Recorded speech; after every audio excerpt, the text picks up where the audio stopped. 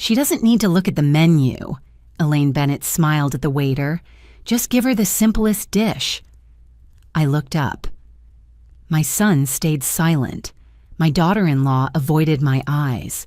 In that moment, I understood a bitter truth. I wasn't invited here as a mother. I was invited as a problem to be handled. I nodded, smiled, and said nothing. They had no idea that the woman wearing this old dress had signed contracts worth tens of millions of dollars. And they knew even less. Tonight, I didn't come here to eat dinner. I came to see who they really were.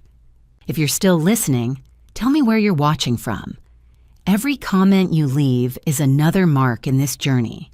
And if this story has touched you, don't forget to hit like so it can reach even further. The restaurant sat on the top floor of a historic hotel in downtown Boston, where the red brick exterior stood in stark contrast to the luxurious interior. Crystal chandeliers cast a warm glow over tables draped in crisp white linen. The silverware arranged with such precision it felt almost impersonal. Through the large glass windows behind our table, I could see the Charles River shimmering at night, the lights reflecting on the water like memories that refused to fade. This was the first time I was meeting Claire's parents, my daughter-in-law's parents, and also the first time in many years that I felt this out of place. I sat upright in the soft leather chair, my hands resting lightly on my lap. My old, worn fabric bag hung neatly on the back of the chair. The dress I was wearing was ash gray, simple in style, one I had owned for many years. It wasn't ugly, but it clearly didn't belong here. I knew that the moment I walked in and felt the glances sweep over me, quick, cold, and full of judgment, Andrew, my son, sat to my right. He was 36 now, a grown man with a steady job, broad shoulders, straight posture. But at that moment, he was staring down into his water glass as if it held the answer to all his troubles. I recognized that habit from when he was a child. When Andrew went quiet like that, it meant he was avoiding something. Claire sat to Andrew's left wearing a navy blue dress that fit her perfectly, elegant without being flashy. She was beautiful in the way fashion magazines love. Bright face, softly curled brown hair, just enough makeup. But since we sat down, Claire had barely looked at me for more than a second. Every time our eyes met, she quickly looked away, pretending to adjust her napkin, check her phone, or gaze out the window. Across from me sat Elaine Bennett. She was in her early 60s, her light blonde hair carefully styled, not a strand out of place. The jewelry she wore wasn't large, but one glance was enough for me to know it was far from inexpensive. Every movement Elaine made carried the confidence of someone accustomed to being listened to, favored, and taken seriously. Beside her was Thomas Bennett, her husband, a man with a deep voice and the demeanor of someone used to making decisions. He didn't speak much, but every sentence was short and firm, as if no one would think to challenge him. Elaine's comment to the waiter came the moment we lifted our menus. Her tone was gentle, almost caring, but I had lived long enough to know that some words don't need to be loud to wound deeply. Just give her the simplest dish. She didn't ask what I wanted. She didn't look at me to confirm. She didn't treat me as someone with the right to choose. I looked up instinctively, my gaze passing over everyone at the table. Andrew remained silent. Claire lightly bit her lower lip. Elaine smiled, satisfied. Thomas took a sip of water, not participating, but not stopping it either. And in that moment, something became crystal clear in my mind, sharp as a freshly cleaned mirror. I wasn't invited here as Andrew's mother. I was invited here to be evaluated. I felt a faint heat rise up my neck, but I took a deep breath and steadied my breathing. I had learned this a long time ago. in boardrooms, intense negotiations, in situations where a single emotional misstep could cost you everything. I nodded to the waiter and smiled politely. Yes, that's fine. Elaine's smile widened just a little, as if she had done something right. The waiter folded the menus, bowed slightly, and walked away. I knew that if at that moment I had said, "No, I'd like to see the menu," or "I can choose for myself," the atmosphere at the table would have shifted instantly. But I didn't. Not because I was weak, but because I was curious. I wanted to see how far they would go if I let everything unfold the way they wanted it to. I began to observe. Thomas talked about their recent trip to Napa Valley, his voice even but unmistakably proud. Elaine followed, describing a charity fundraiser where she met very valuable connections.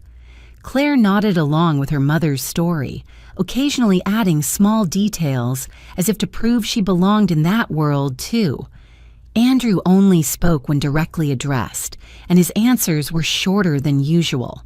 I looked at my son, and a heavy feeling rose in my chest. Not anger, but disappointment. Not disappointment that Andrew didn't defend me, but because I realized he was ashamed.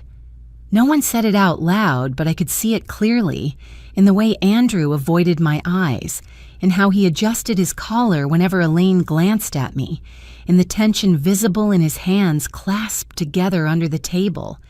I suddenly understood that, in the Bennett family's eyes, I wasn't just Andrew's mother. I was a variable that didn't fit the picture they had painted for their son's life. A simple mother, a past that needed to be softened, a detail that should be controlled. The thought made my chest ache, but I didn't show it. I was used to being judged by appearances. I was used to being placed into neat little boxes that made other people comfortable. It was just that. It had been a very long time since I had been sitting on this side of the table. I looked at the glass in front of me, the light reflecting off its clear surface, distorting my own image. The woman in the old dress looked calm, almost harmless. If they knew that this woman had once led meetings where hundreds of people sat in silence waiting for her to speak, if they knew that she had signed contracts capable of changing the lives of thousands of people, if they knew... I quietly clenched my hands. No, tonight was not the time for them to know. Tonight, I wanted to see every layer of their masks. I wanted to see how they would treat me when they believed I had nothing to offer them.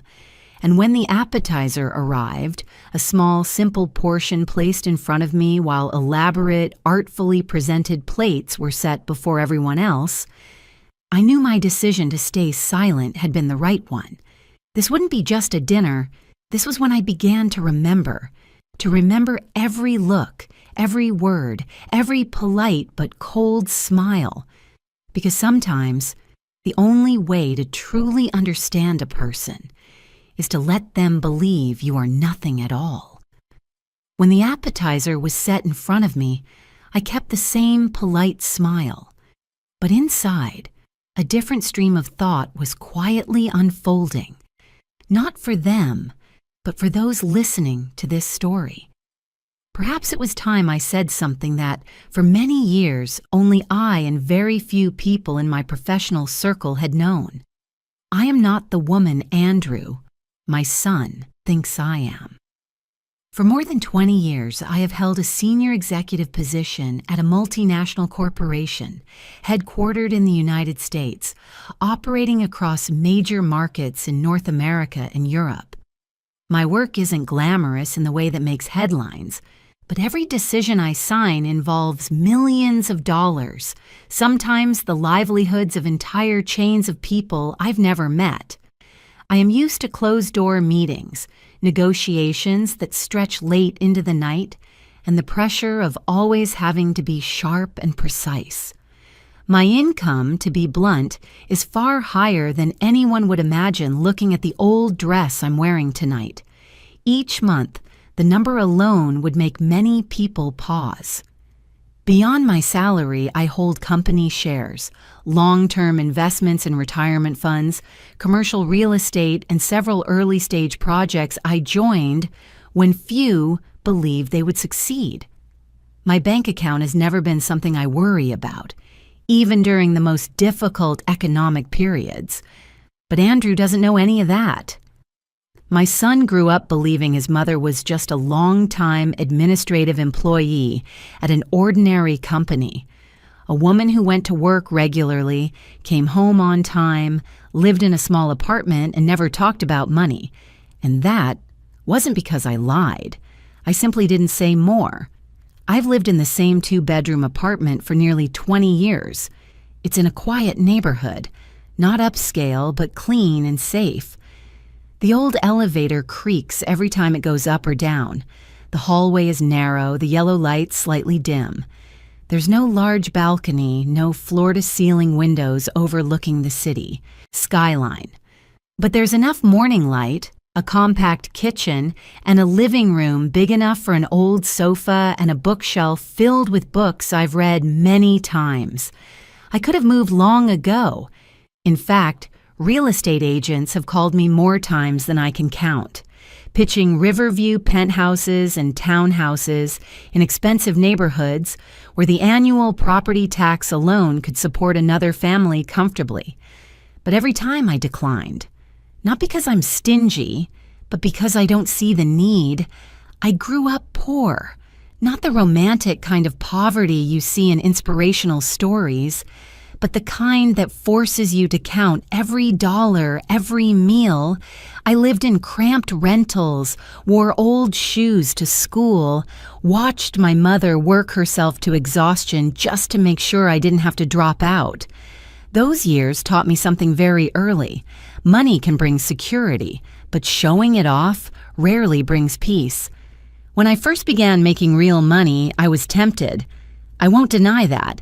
I stood in luxury stores, considered buying a car far more expensive than I needed, imagined living in a space that would make others admire me.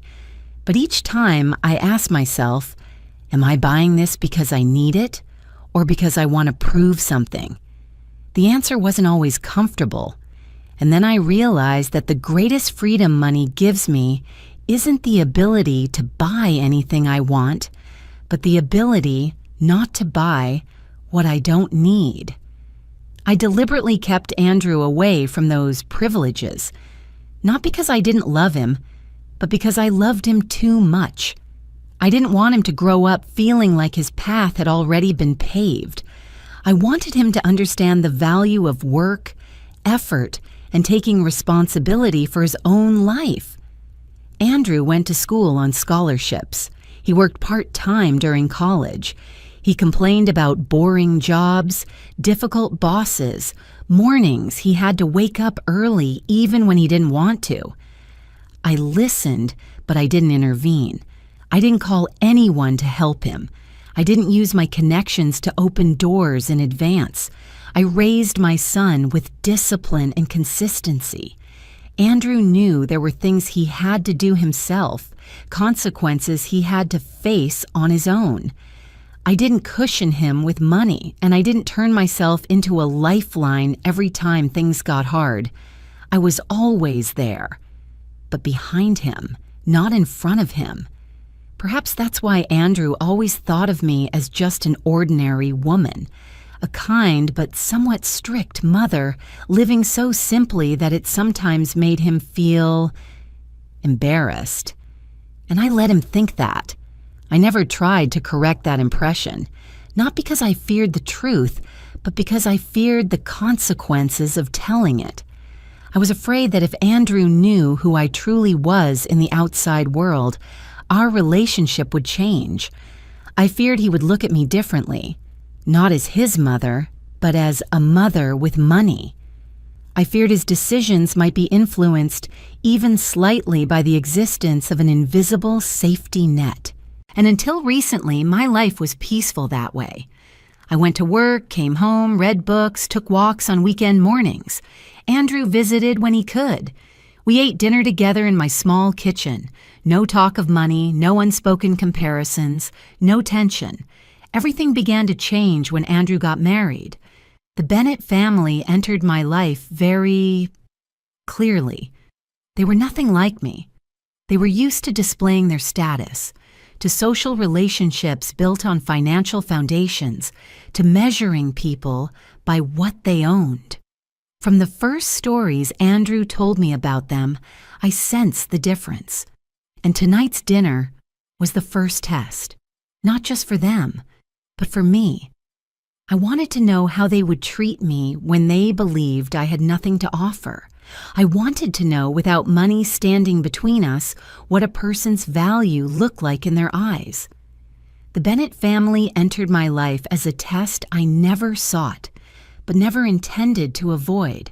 And as I sat there, the simplest dish on the table placed in front of me, I understood that the peace I once had was likely over.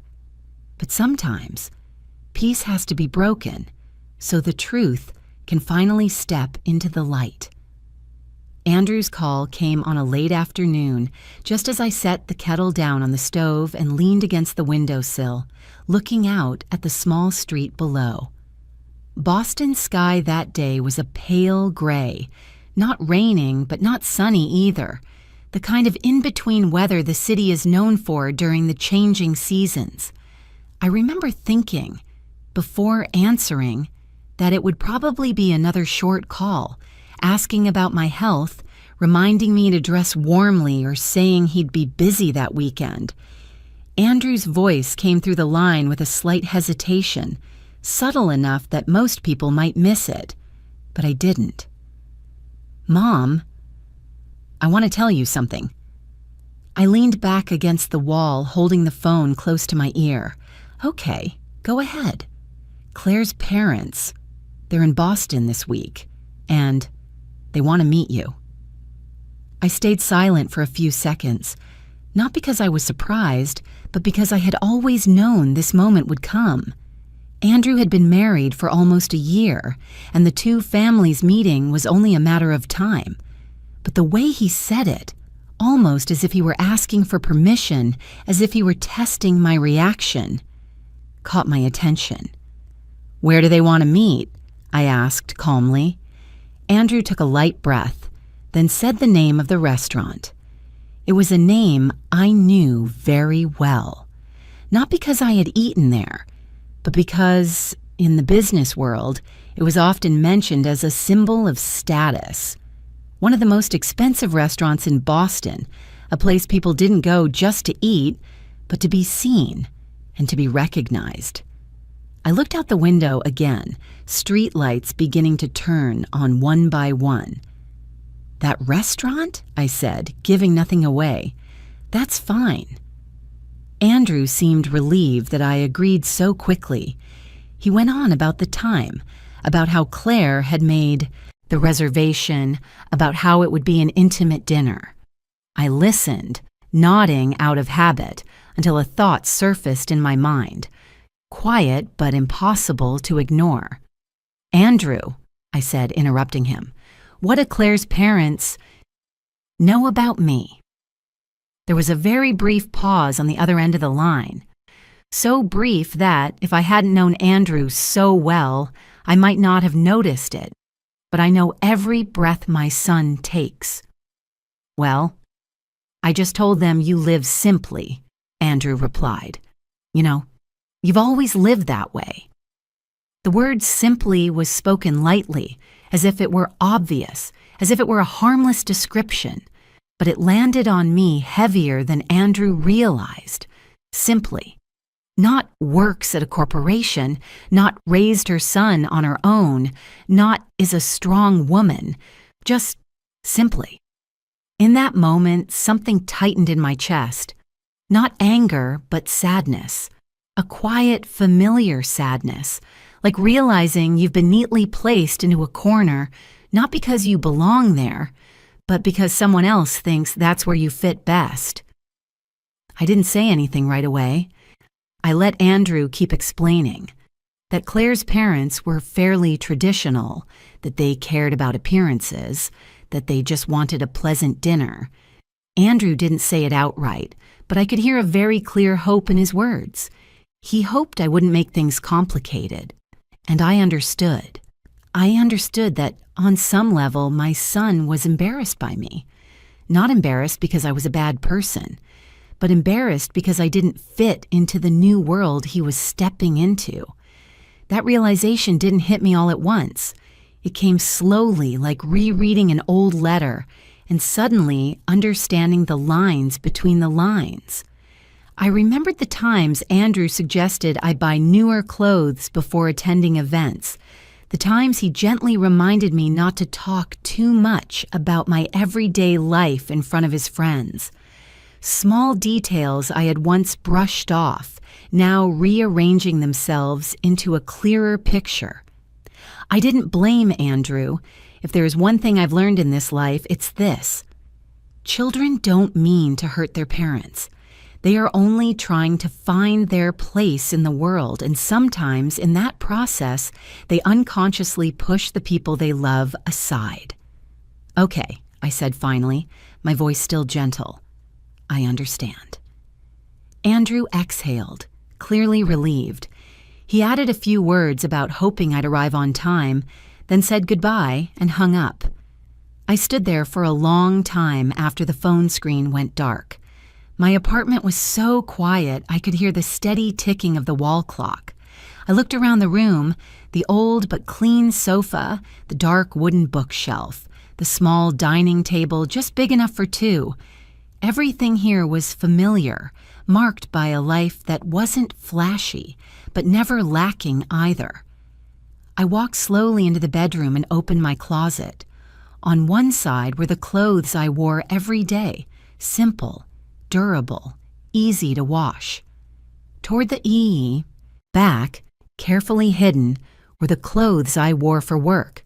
Tailored suits, silk blouses, good leather shoes, two worlds coexisting in the same space, rarely touching.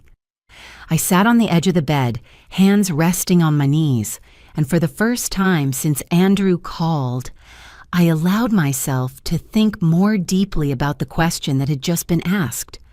What did they know about me? The answer was simple. They only knew what Andrew wanted them to know. And that led me to another thought, one that made me furrow my brow, then let out a quiet, almost disbelieving laugh. If they think I'm a simple woman, then I'll be a simple woman. Not because I want to deceive anyone, but because I want to see the truth. I want to know how they will treat me when they believe I have no money, no power, no connections that benefit them. I want to know, behind the polite smiles and flowery words, where a person's true value really lies in their eyes. At first, that thought made me feel a little cruel. But then I remembered how it felt to hear the word simple used almost as an apology on my behalf. I remembered Andrew's averted gaze, and I understood that sometimes, to protect yourself, you have to allow the truth to reveal itself instead of rushing to shield it. I stood up and closed the closet door. In the mirror, I saw an older woman, her face lined with wrinkles, her expression calm. No one could guess what she had lived through or what she held in her hands, and perhaps that was my greatest advantage. I decided I wouldn't explain anything more to Andrew. I wouldn't call back to clarify who I was or what I did. I would go to that dinner exactly as they had already imagined me, and let the truth reveal itself, not through words, but through how they treated me. That evening, after deciding to let the truth unfold in its own way, I did nothing more than tidy the kitchen, wash the half-finished teacup, and turn off some of the lights in the apartment. But that night, I didn't sleep deeply. Not because I was worried, but because my mind kept replaying very old images, moments I thought I had long forgotten. The next morning, I woke earlier than usual, Pale sunlight filtered through the thin curtains, laying a soft yellow glow across the floor. The apartment was as quiet as ever, unchanged. But I knew that from this day on, something inside me was different. I opened the closet. In front were the clothes I wore every day. Neutral sweaters, simple trousers, dresses that never went out of style but never stood out either. Pushed neatly to the back was a small space where I kept things I rarely used. Hanging there was a gray dress, faded with time. That dress had been with me through many stages of my life. I bought it more than 10 years ago when I still had to think carefully about every expense. It wasn't ugly, just painfully ordinary. The fabric had softened from countless washes, the stitching at the hem no longer sharp. I had meant to give it away for years, but each time I hesitated and hung it back in its place. I pulled the dress out and laid it on the bed. Just looking at it, I knew this was exactly what I needed. I chose an old pair of shoes from the corner of the shoe rack. The soles were worn, the shine long gone. I bent down and brushed a thin layer of dust from the toes. They weren't torn or broken, but they clearly weren't something you'd wear to a fine restaurant. In the bathroom, I tied my hair neatly back, a simple style, nothing elaborate. I looked at the small makeup case on the shelf, the one I used for work, but then I closed it. No lipstick, no powder, no attempt to hide the wrinkles that had been there for years. I took my watch off my wrist and placed it in the drawer. No rings, no necklace, no earrings. My hands were bare, looking thinner without any adornment. I knew that in the world of people like the Bennett family, those small details could say a great deal. I took the old fabric bag hanging behind the door. The straps were frayed, the color uneven. I opened it and checked inside. Aside from my wallet, keys, and phone, I put in only one regular credit card, the kind I almost never used for work. It was enough for everyday expenses, nothing more. The black card was in a different wallet. I opened the nightstand drawer and took it out, looking at it for a long moment. The muted black surface reflected the dim light of the room. I didn't hesitate, but I didn't rush either. I slid it into the hidden inner pocket of the bag, where no one would see it unless I chose to take it out. Everything was ready. I stood in front of the full-length mirror in the bedroom. The woman looking back at me was a version of myself I barely recognized. The gray dress revealed a figure no longer as straight as it once was. The worn shoes made my stance look heavier. My unmade face showed every wrinkle, every mark left by time. For a moment, I almost didn't recognize myself. Not because I had never looked like this. On the contrary, I had been this woman for a very long stretch of my life. But it had been many years since I had consciously chosen to become her again. A strange feeling rose in my chest, as if I were deliberately stripping away everything I had built, returning to an old, forgotten starting point. The feeling of having my value erased came quickly and vividly. I knew that the moment I stepped outside like this, many people would automatically look at me differently, with less respect, with less patience, with less willingness to listen. I placed my hand on the cold mirror and looked straight into my own eyes. Those eyes were still mine, not afraid, not uncertain. Only the outer layer had changed. How they judge me, I whispered softly, is their choice. That sentence wasn't meant to comfort me. It was a reminder. I can't control what others think, but I can control how I respond to it. I wasn't doing this to diminish myself. I was doing this to understand them better. When I put on my coat and stepped out of the apartment, the familiar hallway greeted me with the smell of old paint and the soft yellow light. Don, the morning doorman, nodded at me as he did every day. "Good morning, Mrs. Lawson," he said with a friendly smile. "Good morning, Dawn," I replied naturally. He didn't look at me any differently. No one here ever did. To them, I was still just the woman in apartment 403 who always greeted people politely and paid her rent on time. And in that moment, I suddenly realized real respect doesn't come from what I'm hiding in my bag, but from how I've lived all these years. But I also knew that once I stepped into the world of the Bennett family, that wouldn't be true anymore. On the way to the restaurant, I chose to take a taxi instead of driving, not because I needed to, but because I wanted everything to stay consistent with the role I had chosen. The driver didn't ask many questions. He turned on the radio, an old song playing softly. I looked out the window as the city passed by. Familiar buildings, busy people, each carrying their own story.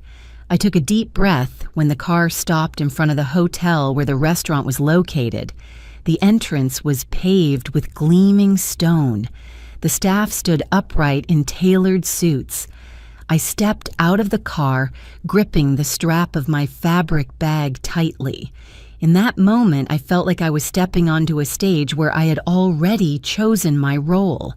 Not the role of the winner, not the role of the wealthy, but the role of the underestimated. And I was ready. Ready to be looked down on. Ready to be placed into convenient boxes. Ready to hear things they would never say if they knew who I really was. I walked inside, blending into the lights, the voices, the refined scent of the restaurant. Inside me, there was no anger, no bitterness, only a very clear awareness. I knew what I was doing. I knew what I was trading away. And more importantly, I knew that when tonight was over, it wouldn't be only them who would be exposed. I would see myself as well, not through the lens of power or money, but through how I faced being seen as less and still kept my dignity. The moment I stepped through the glass doors of the restaurant, I felt the first gaze fall on me. It wasn't a direct stare, nor was it outright rude. It was the kind of glance that skimmed quickly, then lingered a beat too long, long enough to assess, long enough to categorize. The host, dressed in a neat black suit, smiled politely, but the smile was just slightly delayed, as if his mind were processing something that didn't quite fit. The old dress, the worn shoes, the faded fabric bag, in a space where everything else was polished and carefully curated. "Do you have a reservation, ma'am?" His voice was still courteous, but his eyes passed over me once more. "Yes," I replied calmly. "The Bennett family." There was a very subtle shift in his expression, not surprise, but adjustment. He nodded and gestured for me to follow.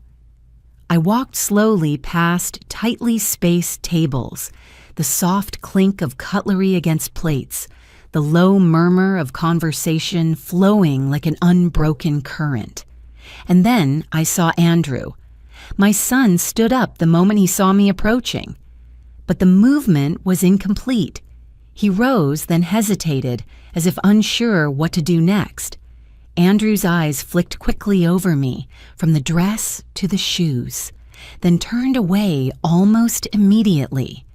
In that instant, I saw the unease clearly on the face I had looked at for more than 30 years. Not unease at seeing his mother, but unease because his mother appeared exactly as he had described her to others.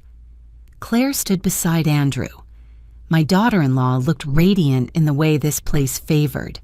Her dress was finely cut, understated but clearly tailored. Her hair was softly styled, her makeup just enough to highlight her youth. But when Claire's eyes met mine, the smile on her lips didn't reach her eyes. "Hello, Mom," Claire said, stepping forward to hug me very quickly, very lightly. That hug felt more like a formality than a gesture of affection. "Hello, dear," I replied, my voice as gentle as always. Elaine Bennett was the next person I noticed. She sat upright in her chair, both hands neatly placed on the table.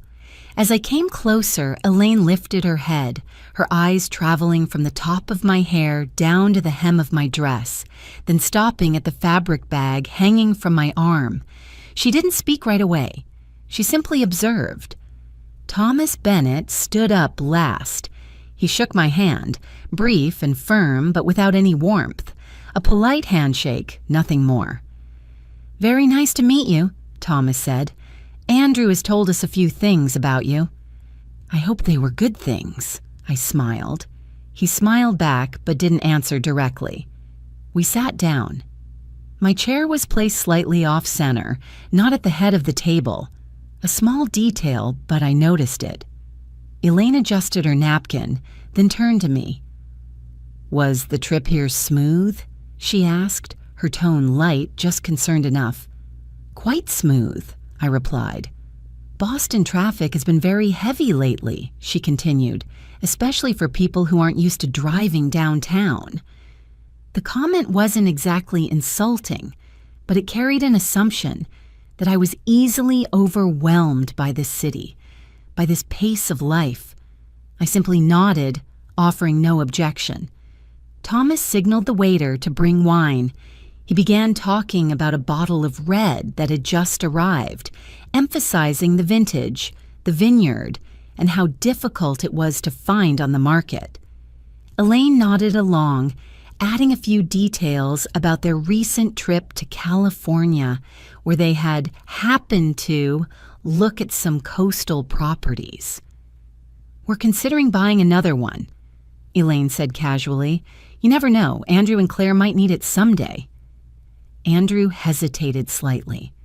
Claire smiled, but there was tension in it. I sat there, listening, not interrupting. I knew this style of conversation well. It wasn't meant to share.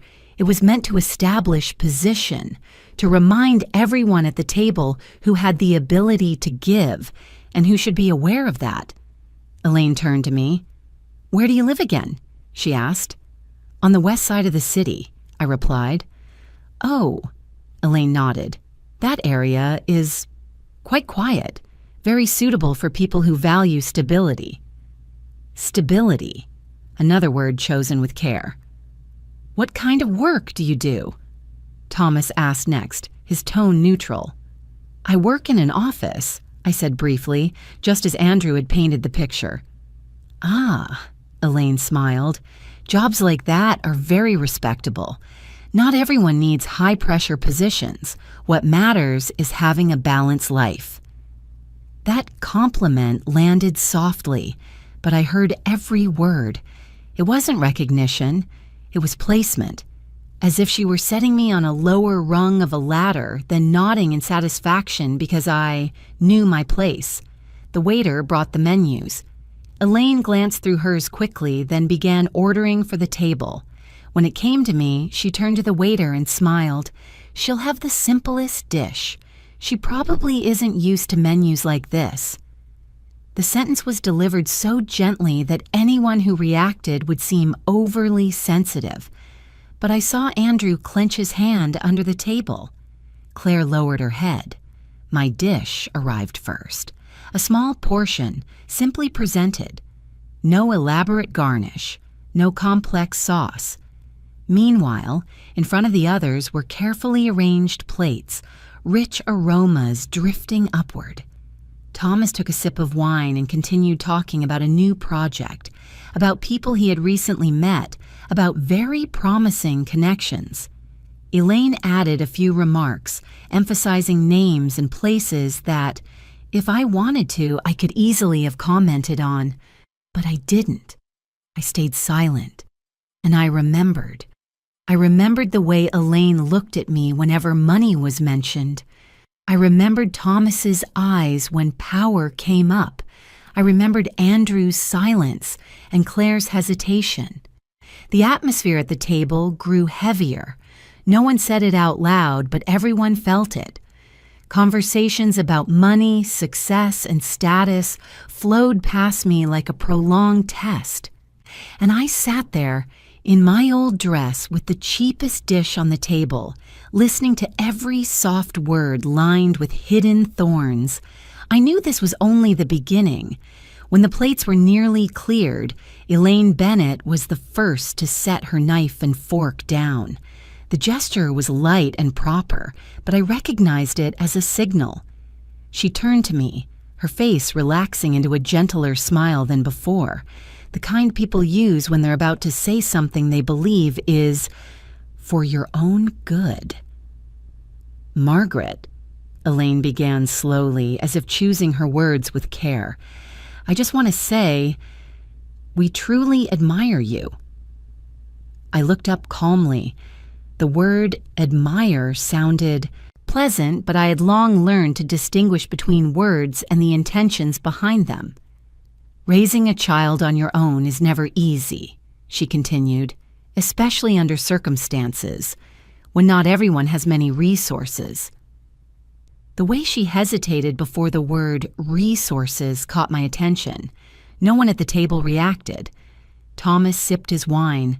Andrew shifted slightly in his chair. Claire stared down at her napkin. "I've always told Thomas," Elaine went on, "that women like you deserve respect, strong, enduring. But because of that, we do worry." "Worry?" I asked softly. "Yes," Elaine nodded. "You know, age eventually comes for all of us. Health, medical expenses, unexpected things. When you're young, you can manage, but later on..." She let the sentence trail off, then glanced at Andrew. "Andrew is a good son, very responsible. We can see that clearly." Andrew flinched slightly, as if he hadn't expected to be pulled into the conversation this way. He sat up straighter, but tension showed in his eyes. "He always puts others first," Thomas added, his voice low and steady. "And that's exactly why we think some things should be arranged early." I said nothing. I rested my hand on the edge of the table and listened. "Andrew and Claire have their whole future ahead of them," Thomas continued, looking at his son seriously. "Careers, family, children. We want them to focus on building their lives without being distracted by unnecessary pressures." "Unnecessary pressures," I heard the phrase clearly. Elaine nodded, then turned back to me. "Margaret, you understand what we're saying, don't you?" I understood, very clearly. "We've discussed it," Elaine went on, lowering her voice as if sharing a secret. "And we thought that if we could offer you a bit of financial support, everyone would feel more at ease." Andrew turned to me. "Mom." "Andrew." Elaine placed a hand on her son's arm, her voice softening. "We're just talking." Claire remained silent. She didn't look at me, and she didn't look at her parents either. Her gaze rested on the edge of the table, where subtle patterns ran like a road with no turn. "You mean," I asked, though I already knew the answer. "We were thinking," Elaine said, "a monthly allowance. Nothing big, just enough to help you feel more comfortable, so you won't have to worry about future expenses." Thomas nodded. "Family support. No strings attached." No strings attached. I almost smiled at the choice of words. "Of course," Elaine added, as if suddenly remembering something. "We also think that, given the current situation, it might be better if you didn't visit too often. Andrew and Claire need their own space. Young couples, you understand." And that was when the unspoken condition became clear, bright under the table lights. Money in exchange for disappearance. No one said it outright, but it didn't need to be said. The intention hung between us, heavy and cold. I looked at Elaine. She still wore her smile, but there was careful calculation in her eyes. I looked at Thomas. He wasn't smiling, but his gaze was firm, as if this were a reasonable, generous offer. I realized then that, in their minds, I wasn't Andrew's mother. I was a variable, a risk factor to be managed early, not with understanding, but with money. Andrew began shifting in his chair, clearly uncomfortable. "I don't think—" he started, then stopped, unsure how to continue. "Andrew," Thomas cut in, his tone firmer, "we're talking about long-term planning, about responsibility." I looked at my son. Conflict was written all over his face. On one side were his in-laws, helping him in his career and life. On the other side was me, and in between was Claire's silence. My daughter-in-law said nothing. She didn't object. She didn't agree. She was simply quiet. That silence, in its own way, weighed heavier than words. I turned back to Elaine. "You want me to keep my distance?" I asked lightly, as if confirming a small detail. Elaine tilted her head slightly. "Just more appropriate for everyone." "Appropriate." I nodded slowly. "And that allowance. How much would it be?" Andrew looked at me in surprise. Perhaps he expected me to refuse immediately. Perhaps he thought I would react, but I didn't. Elaine seemed relieved that I didn't push back. "We're thinking a modest amount, but enough so you won't have to worry." Thomas added, reinforcing it. "We don't want you to feel abandoned. We just want things to be clear." Clear. In my mind, everything suddenly became very sharp. Not because I was angry, but because the final picture had come together. They didn't believe they were doing something wrong. In their value system, this was a civilized solution.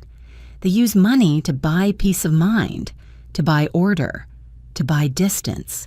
And they believed that I, in my old dress, with the cheapest dish on the table, would be grateful for it. I didn't answer right away. I lowered my gaze, picked up my glass of water, and took a small sip. The cool water slid down my throat, helping me keep my voice steady. "Your offer is very thoughtful," I said at last. Andrew looked at me, confused. Claire lifted her head for the first time since the dinner began.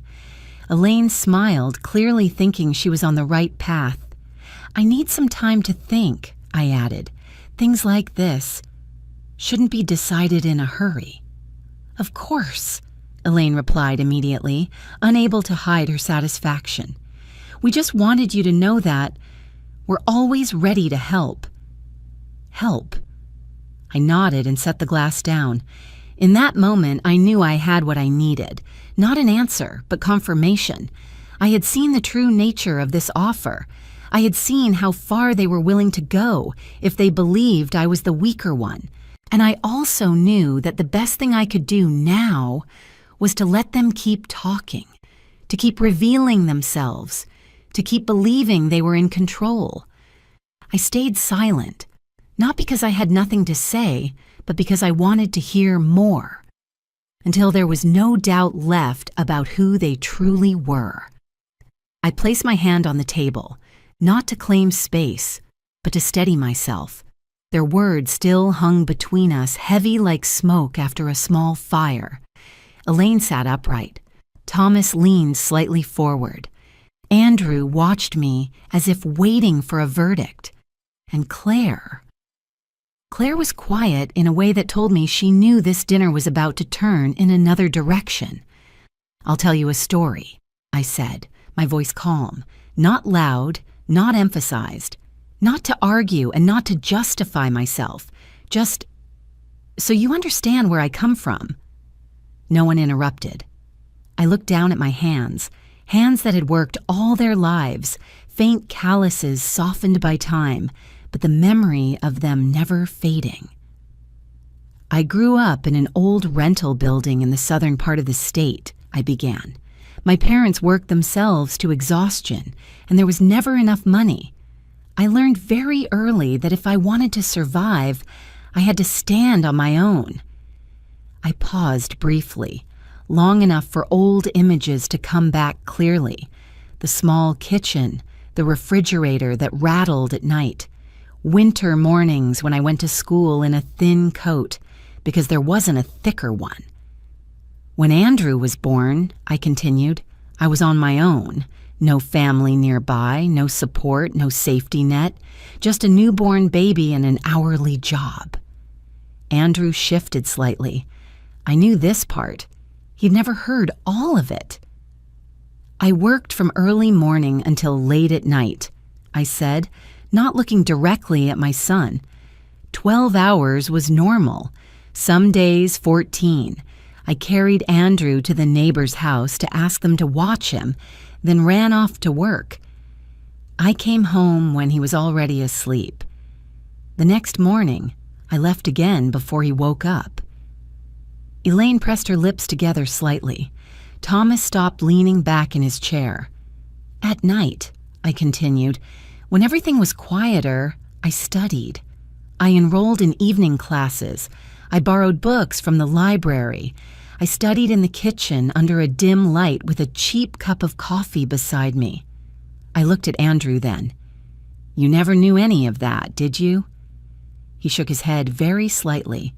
I didn't tell you, I said, not because I was ashamed, but because I didn't want you to grow up thinking things came easily. I wanted you to understand the value of doing things yourself, learning for yourself, standing back up when you fall. I turned back to Elaine and Thomas. I started at the very bottom of a corporation, secretary, then assistant, then junior manager. I had no one backing me, no connections. I had only one thing. I didn't quit. The atmosphere at the table changed noticeably. The clinking of cutlery from nearby tables suddenly felt distant, as if we were sitting in a closed room. I moved up step by step, I said evenly. Each step meant more responsibility, more hours, more difficult decisions. There were nights I came home at 2 a.m., and the next morning I still woke up early to take Andrew to school. I paused and took a deep breath. There were sacrifices you never knew about, opportunities I turned down because I couldn't travel for weeks at a time, positions I accepted later than others because I needed flexible hours to be a mother. Andrew stared at me, as if trying to piece together fragments he'd never had before. And then, I said, one day things began to change. My work was recognized. I was given bigger projects. I learned how to lead, not with authority, but with endurance. I rested my hand on my glass of water, but didn't drink. At this point, I said very slowly, I am one of the senior executives of that corporation. The words dropped onto the table like a heavy object. Andrew opened his mouth but couldn't speak. Claire froze. Elaine looked at me, her eyes for the first time no longer fully controlled. Thomas narrowed his eyes as if recalculating an equation he'd gotten wrong from the start. I'm not saying this to brag, I added as soon as I saw the shift. I'm saying it because perhaps it's time the truth was placed where it belongs. I looked straight at my son. My income is not a small number. Each month, it's enough to buy the house you're living in within just a few years. Andrew went completely still. I could see it clearly. His shoulders sagged, his eyes empty for several long seconds. I knew that in his mind, an entire past was being rewritten. That's impossible, Thomas blurted out, then fell silent. Elaine took a very deep breath. Claire raised a hand to cover her mouth, her eyes wide. I've earned that much for many years, I said, without emphasis, without avoidance. And I chose to live the way you've seen, not because I couldn't live differently, but because I didn't need to. The balance of the dinner shifted completely. The earlier concern now felt out of place.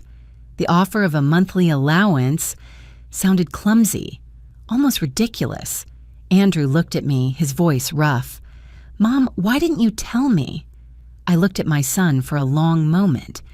"Because I wanted you to become the man you are today, not someone who lives off anyone else, me included." Claire turned to look at her parents. I didn't need to read her thoughts to understand. The world had tilted. Elaine said nothing for a while. When she finally spoke, her voice was no longer as soft as before. "You hid this." "I didn't hide it," I replied gently. "I just didn't put it on display." Thomas leaned back in his chair, his earlier confidence gone. "We didn't know." "I know," I said. "And that's why I listened to your offer all the way through." Andrew lowered his head. Claire took a deep breath. No one mentioned money the way they had earlier anymore. The dinner had turned. Not because I raised my voice, not because I was angry, but because my life story, told at the right moment, had exposed another truth. Their initial judgments had been wrong at the root, and I knew that from this moment on, no one at the table would ever be able to look at me the same way again. I didn't speak immediately after finishing my story. Not because I needed to regain my composure, but because I wanted to give them enough time to understand that this dinner no longer belonged to them. Elaine was the first to move. She adjusted her posture, folding her hands together on the table, as if trying to reclaim a sense of control that had just slipped away. Thomas looked at me with an expression completely different from before. No longer the confidence of a man used to deciding, but the caution of someone who had realized he misjudged his opponent. Andrew said nothing. My son looked at me as if seeing a new person, yet wearing the face of the woman who had raised him for decades. In his eyes, I saw confusion mixed with guilt. And Claire. She lowered her head, not out of politeness, but out of shame. I reached into my old fabric bag. That movement made Elaine track every inch of it, her eyes fixed on my hand, as if she feared I might pull out something else that would further overturn the order she knew. I opened the hidden compartment inside the bag, slowly, without haste. Then I placed the black card on the table. I didn't slam it down. I didn't show it off. I simply set it there, directly in front of Elaine. The card lay there, simple, dark, unadorned. But in the world of people like her, it didn't need to say much. It said everything. The air seemed to freeze. Elaine stared at the card for a long time. I saw the exact moment she realized every assumption she'd made had completely collapsed. Thomas swallowed hard, his throat moving slightly. Andrew sucked in a sharp breath. Claire covered her face, then lowered her hand as if unsure what to do with her emotions. "I'd like to be very clear about one thing," I said, calmly but firmly. "I don't need any allowance." Elaine looked up. "Margaret, that's not what I meant." "I know what you meant," I cut in, not raising my voice, "and that's exactly why I'm refusing." I looked straight at her. Not because the amount is small, but because what you offered isn't help, it's a transaction. Thomas frowned. "That wasn't our intention." "Yes, it was," I said evenly. "You just didn't call it by its real name." I gently turned the black card with my fingertip, not to show off, but to make it clear I understood this game very well. You use money to buy peace of mind, to buy distance, to manage things that make you uncomfortable. Elaine opened her mouth, then closed it again. For the first time that evening, she couldn't find the right words. "I don't blame you for being wealthy," I continued, "and I don't blame you for being used to solving problems with money, but I do blame you for seeing me as a problem that needed to be handled." I turned to Thomas. "You talked about old age, about financial burdens, but you never once asked what I needed. You just assumed." Then I turned back to Elaine. Your concern, your compliments that sounded kind, they all served one purpose: to place me lower so you could feel like you were the ones giving. Elaine's face reddened, not with anger, but with exposure. I played the role you thought I was, I said slowly. A simple woman, someone not used to places like this, someone who should be grateful just to be invited to the table. Andrew lowered his head. I saw his shoulders tremble slightly. And you treated me exactly the way you treat people you believe are beneath you, I said. Not rudely, not directly, but enough to make them understand their place. Claire looked up, her eyes red. I'm sorry, she said softly, her voice shaking. I shouldn't have stayed silent. I looked at Claire. In her eyes was real shame, not about money, but about behavior. I nodded slightly. That's enough for me to hear. Elaine and Thomas remained silent, not because they had nothing to say, but because anything they said now would be too late. I signaled the waiter. He stepped over, his eyes flicking briefly to the black card on the table, then immediately becoming far more serious.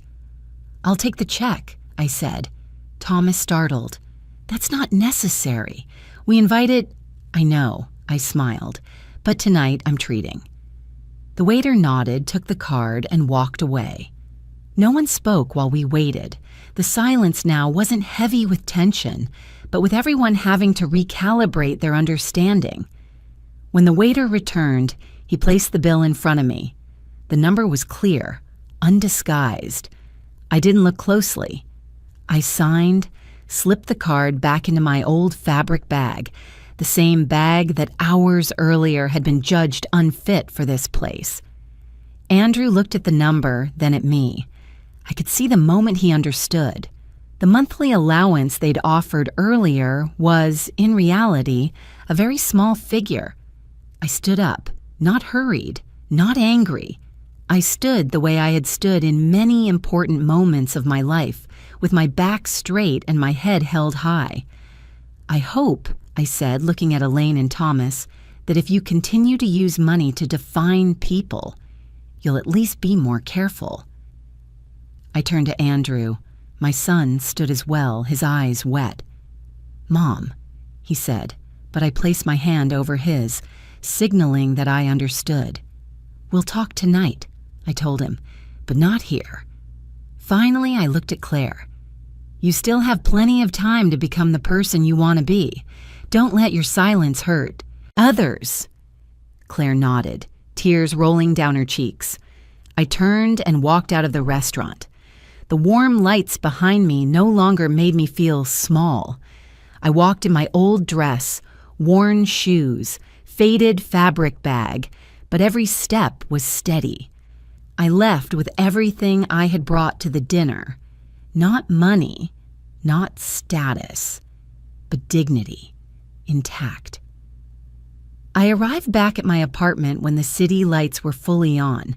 The familiar hallway was quiet enough that I could hear my own footsteps. Dawn was still at the desk, looking up to greet me with the same kind smile as every evening. Have a good night, Miss Lawson. Have a peaceful night, I replied, my voice lighter than I expected. When the apartment door closed behind me, I stood still for a long moment, not because I was tired, but because I needed a few minutes to fully feel what had just happened. There was no victory and no bitterness, just a strange sense of relief, as if I'd finally set down a burden I'd been carrying for far too long.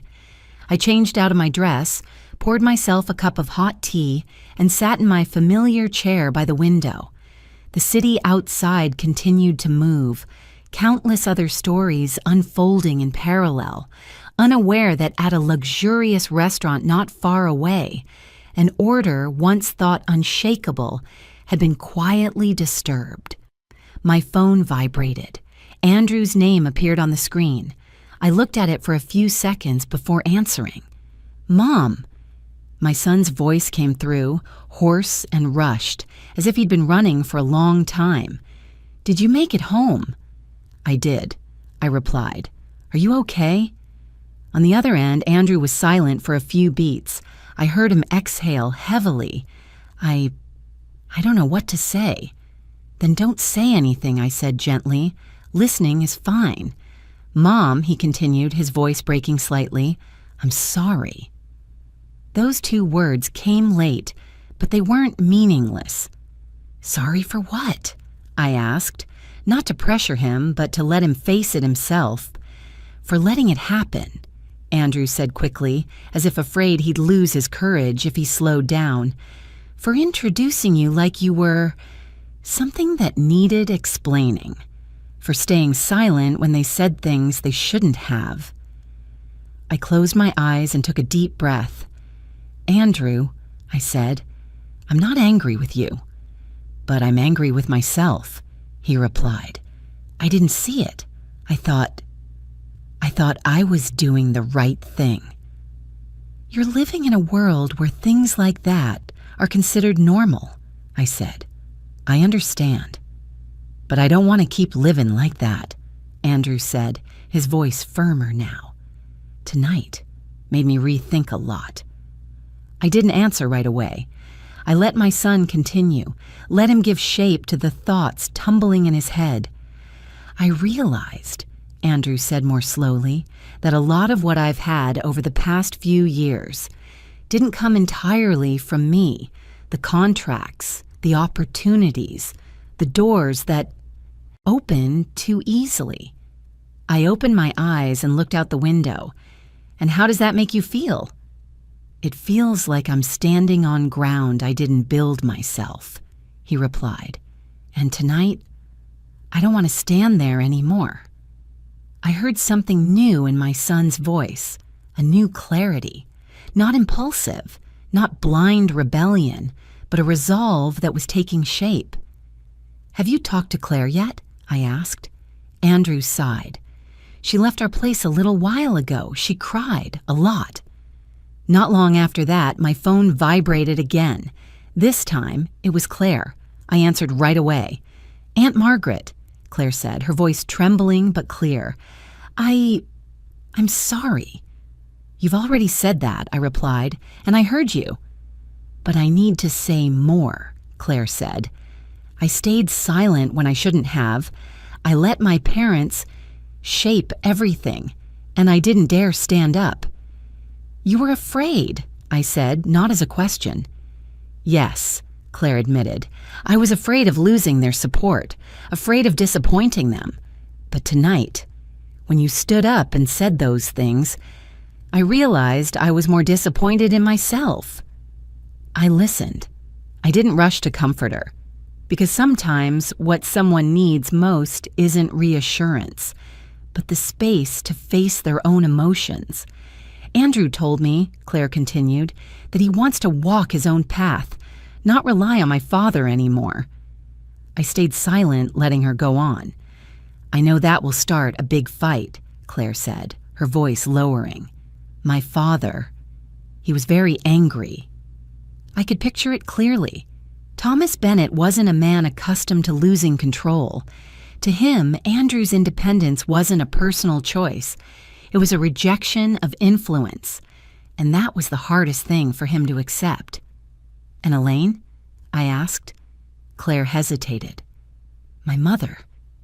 She hasn't said much, but I can see she's worried. Not worried about me, worried about losing her grip on things." I nodded, though Claire couldn't see it. Elaine Bennett was used to arranging other people's lives with gentle words and well-timed support. When that tool stopped working, fear followed. "I don't know where this is going," Claire said, "but I don't want to go back to how things were." "No one knows," I replied, "but you've started by looking the truth in the eye. That matters." After I hung up, I sat quietly for a long time. The aftershocks of that dinner were spreading outward, like ripples on water. Andrew began re-examining his career path, Not with pure pride anymore, but with honesty. He told me later that he had turned down a new project Thomas had introduced him to. No argument. Just a clear refusal. Thomas reacted harshly. Andrew recounted it, his voice tired but steady. He said I was ungrateful, that I was destroying my own future. "And what do you think?" I asked. "I think," Andrew replied, "that if that future requires me to bow to things I don't believe in, then maybe it's not the future I want." Elaine, according to Claire, began calling more often. No concrete offers anymore, just roundabout questions, reminders about family, about stability. But behind them was a clear fear, losing control over her daughter and son-in-law. I didn't intervene, not because I didn't care, but because I knew that if I stepped in too early, every change would be blamed on me. Andrew and Claire needed to stand on their own decisions, to face the conflicts forming around them themselves. I watched from a distance. I listened when Andrew called, when he was confused, when he doubted himself. I listened when Claire talked about the growing tension in her family. I didn't give instructions. I only asked questions, just enough for them to find their own answers. The Bennett family began to crack, not because I spoke the truth, but because that truth exposed fractures that had always been there, merely hidden beneath money and power. And I knew this was only the beginning of a long process. But sometimes all it takes is one dinner and one person willing to stand up with dignity for things to never return to the way they were. 3 days after that dinner, as I was organizing some old files on my desk at home, my phone rang. An unfamiliar number appeared on the screen. I was about to ignore it, but instinct made me answer. "Margaret?" Elaine Bennett's voice came through, lower than I'd ever heard it. May I see you?" I didn't answer right away. I looked out the window where the late afternoon sunlight was sliding slowly across familiar rooftops. I knew this call would come sooner or later. I just didn't know how. "Where?" I asked. Elaine paused briefly. "At the Fairmont, the afternoon tea lounge downstairs, if that feels appropriate." I understood the choice. A refined setting, her familiar territory, a place where Elaine wouldn't feel completely off balance. "All right," I said, 11 a.m. When I arrived at the Fairmont, the grand lobby still held its familiar elegance. Polished marble floors, high-hanging chandeliers, a faint trace of perfume in the air. I wore something simple but neat, not the old dress and not clothing that made others wary. Just me, plainly. Elaine was already there. She had chosen a table in the corner where she could see the room but still have privacy. When she saw me, she stood up, not rushed, not stiff, just proper. This time, without judgment. "Thank you for coming," Elaine said. "I wanted to hear what you had to say," I replied. We sat down. Tea was brought over. Elaine ordered her usual black tea. I ordered herbal tea. A small detail, but I noticed Elaine's eyes pause there briefly, as if she were wondering how many things she'd missed by always seeing people through fixed frames. "That dinner," Elaine began, then stopped. She took a deep breath. "I was very shocked." "I know," I said. "Not only by the truth about you," Elaine continued, her voice slower now, "but by the way I realized I had behaved. I was ashamed." The word didn't come easily. I could see it in the way she gripped her teacup. "All my life," Elaine said, "I was taught that status is everything. My father always said, if you're not standing above others, they'll step on you. There's no middle ground." She looked off into the distance, as if seeing some old, closed-off room in her memory. I grew up at dinners where adults didn't talk about people, only about their value, where they lived, who knew whom, Who owed whom? I didn't interrupt. From a young age, I learned to observe, Elaine said, not to understand, but to classify, and I carried that habit into adulthood without realizing it. She looked back at me. When I met you, I did what I knew best. I nodded. You judged. Yes, Elaine admitted, and I was wrong. The air between us was tense, but not hostile, like two people standing before a large mirror, forced to look at the parts they usually avoid. There's something that unsettles me even more, Elaine went on, her voice dropping, when I realized I was jealous of you. I was slightly surprised, but I didn't show it. Not because of money, Elaine said quickly, as if afraid I'd misunderstand, but because of freedom. You don't need anyone's approval. You don't need to show off. You walked into that room, and even though I thought I was above you, in reality, you were the only one who wasn't bound. She gave a thin smile.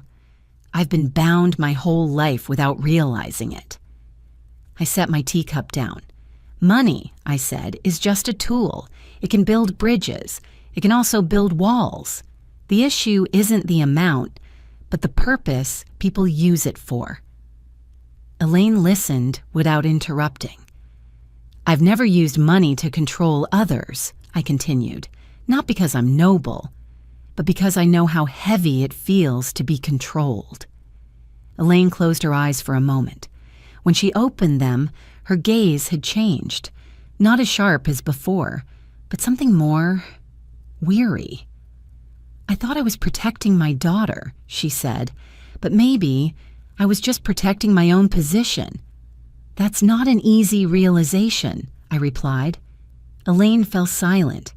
After a moment, she spoke very slowly. I'm sorry for the way I treated you. The apology wasn't perfect. It wasn't smooth. It carried hesitation, the tension between real regret and the habit of saving face, but I didn't dismiss it. I hear you, I said, but I'm not ready to say everything is fine.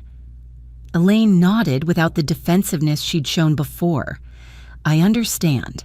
I don't expect forgiveness right away. Forgiveness, I said, isn't something that can be demanded. It comes after change. Elaine looked up. And do you believe I can change? I looked at her for a long time. The woman in front of me was still Elaine Bennett, elegant, wealthy, used to control. But somewhere in her eyes was a small crack. And sometimes that's where light gets in. I believe, I said slowly, that anyone can change. But not everyone is willing to pay the cost. Elaine took a deep breath. I don't want to lose my daughter. I know, I said, and that may be motivation enough. We sat a while longer. We didn't talk about Andrew. We didn't talk about Claire. We talked about very human things, about the fear of aging, about letting go, about realizing you've lived too long by other people's expectations. When we stood to leave, Elaine looked at me. Thank you for meeting me. I didn't meet you to help you, I said. I met you to tell the truth. She nodded. Maybe that's the greatest help. We parted in the hotel lobby. I stepped outside and took in a breath of cool air. I didn't know how much Elaine would change. I wasn't sure where this conversation would lead, but I knew one thing. I hadn't closed the door. Not with hurried forgiveness, but by leaving enough space for change, if it came, to enter. Change didn't arrive all at once, and it wasn't loud. It came slowly, bit by bit, like an old room gradually brightening as someone opens windows that have been shut for too long. Andrew changed the most. A week after my meeting with Elaine, my son called me, his voice far calmer than it had been in those early days of confusion. Mom, he said, I turned down the financial support package from Claire's family. I wasn't surprised, but I stayed silent, letting him continue. They said it was only temporary. Andrew told me, that I didn't need to do this, that everyone benefited. But I realized if I accepted it, then none of my future decisions would really be mine anymore. "And how do you feel?" I asked. "Light," he replied without hesitation. "Lighter than I expected." The decision hadn't been easy. Andrew told me about the tense conversation with Thomas. He hadn't yelled or slammed the table, but every word carried carefully wrapped disappointment. He said I was throwing away a prepared future. Andrew said that there are people who spend their whole lives never getting a chance to stand where I stood. "And what did you say?" I asked. "I told him," Andrew replied slowly, "that if that future requires me to keep bowing my head to preserve it, then maybe it isn't a future I want to live." Thomas wasn't used to answers like that. From that moment on, his influence began to fade, not because Andrew rebelled, but because Andrew no longer needed his approval. And for people like Thomas, nothing renders them more powerless than losing their central role in someone else's decisions. Andrew started over in a new job, not glamorous, not a salary that made people marvel, a lower position than what he'd once been promised, but one he earned with his own ability. On his first day, Andrew sent me a very short message. "I'm tired today, but I feel like I'm standing upright." I smiled when I read it. Claire changed, too, in a quieter way. She didn't make grand declarations. She didn't cut ties completely with her family, but small habits began to shift. Claire told me, during a long afternoon conversation, that she had sold the expensive car her parents had given her and replaced it with a simpler one. Not because she needed the money, but because she wanted to feel more clearly the value of the things she earned herself. "I realized," Claire said, "that until now I've never really had to think carefully about how I spend money, and that has made me disconnected from real life." She started cooking more. Meals were no longer about ordering from upscale restaurants, but simple dinners, sometimes just soup and bread. Andrew told me that during those meals they talked more, not about big plans, not about opportunities or connections, but about very ordinary things. Elaine, just as I had expected, changed the slowest. She didn't give up her controlling habits overnight, but she began to learn how to pause. Instead of giving advice that wasn't asked for, she asked questions. Instead of arranging things, she listened. Sometimes she simply listened in silence, something she had rarely done before. Claire told me that once Elaine called just to ask, "Are you okay?" and then waited quietly for the answer without adding any reminders afterward. For someone like Elaine, that was a significant step. Thomas was different. He wasn't used to losing influence, not used to having words that once carried weight reduced to mere opinions. He appeared less often in family conversations. When he did show up, he was usually quiet or spoke in short sentences, no longer with the enthusiasm he once had. There were family meals Andrew described where Thomas barely mentioned work, real estate, or powerful acquaintances. Not because he had completely changed, but because no one wanted to listen to those stories anymore. Those meals, according to Claire, felt strange but easy to breathe in. No more showing off. No more half-joking comments about money.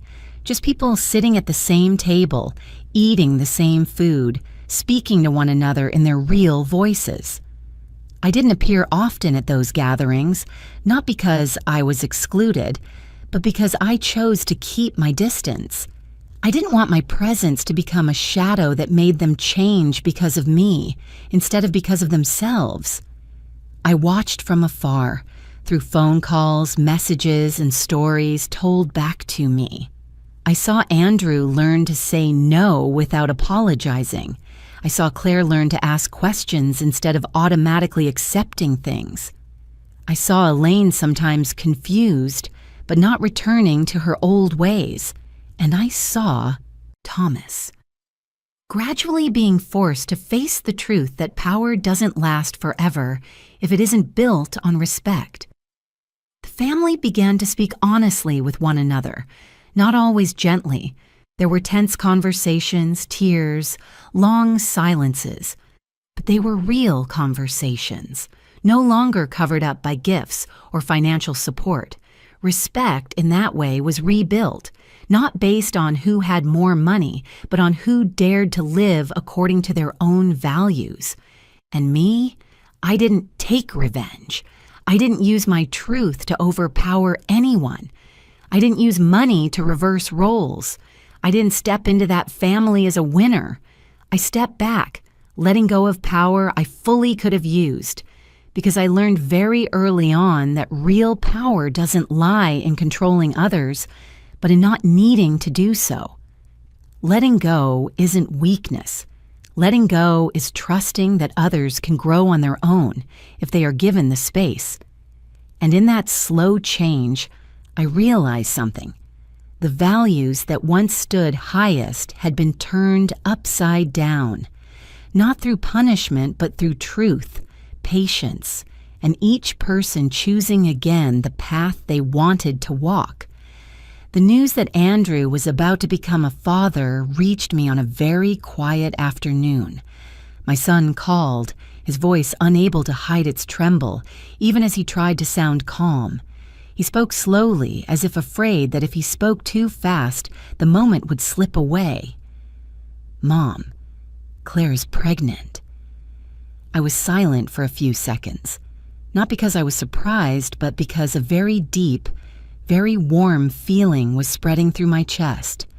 A circle in my life after so many years seemed about to close in the gentlest way. "Are you okay?" I asked. "I am," Andrew replied. "This time, I really am." I smiled, a smile that didn't need forcing. I knew exactly what those words, "really okay," meant. They weren't just about becoming a father, but about having found solid ground for himself, without dependence, without borrowing, without needing anyone's backing. Since that dinner years ago, there have been no more secrets between Andrew and me. We talk to each other like two adults, not with one-sided protection and not with silent gaps. Andrew asks me about my work, about decisions I made in the past. I ask him about his current worries, about the fear of becoming a father, about the pressure of carrying responsibility on his own shoulders. Some evenings we simply sit on the balcony of my small apartment, drinking tea, watching the city lights come on. No one has to prove anything. No one has to play a role. Once, as I was reorganizing my closet, Andrew happened to notice the old gray dress hanging in the far corner. "You still keep it?" he asked. I nodded. That dress is still there. Faded. Ordinary. No longer worn. But I didn't throw it away, not because of attachment, but because it is a marker.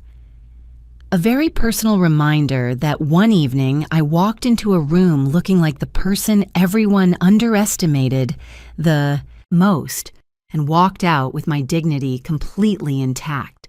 I don't keep that dress because of pain. I keep it because of clarity. The years that followed passed more gently than I ever expected. Elaine didn't become a different person overnight, but she learned how to step back. No more arranging, no more deciding for others. There were moments when she still fumbled, still wanted to intervene, but then she stopped. Something she had never done before. Thomas remained Thomas, but his power was no longer the center of every conversation. He learned to be silent more often, even if not always willingly, and sometimes silence itself is a lesson. Claire changed the most in ways that surprised me. She didn't try to prove she was simple or different. She just lived more honestly, asked more honestly, and dared to say no to things that had once been considered obvious. I stood at the edge of all those changes, not leading, not controlling, not needing recognition. I simply observed with the calm of someone who understands that if something is true, it will stand on its own without anyone holding it up. Some mornings, I wake up very early, make coffee, and sit alone in my small kitchen.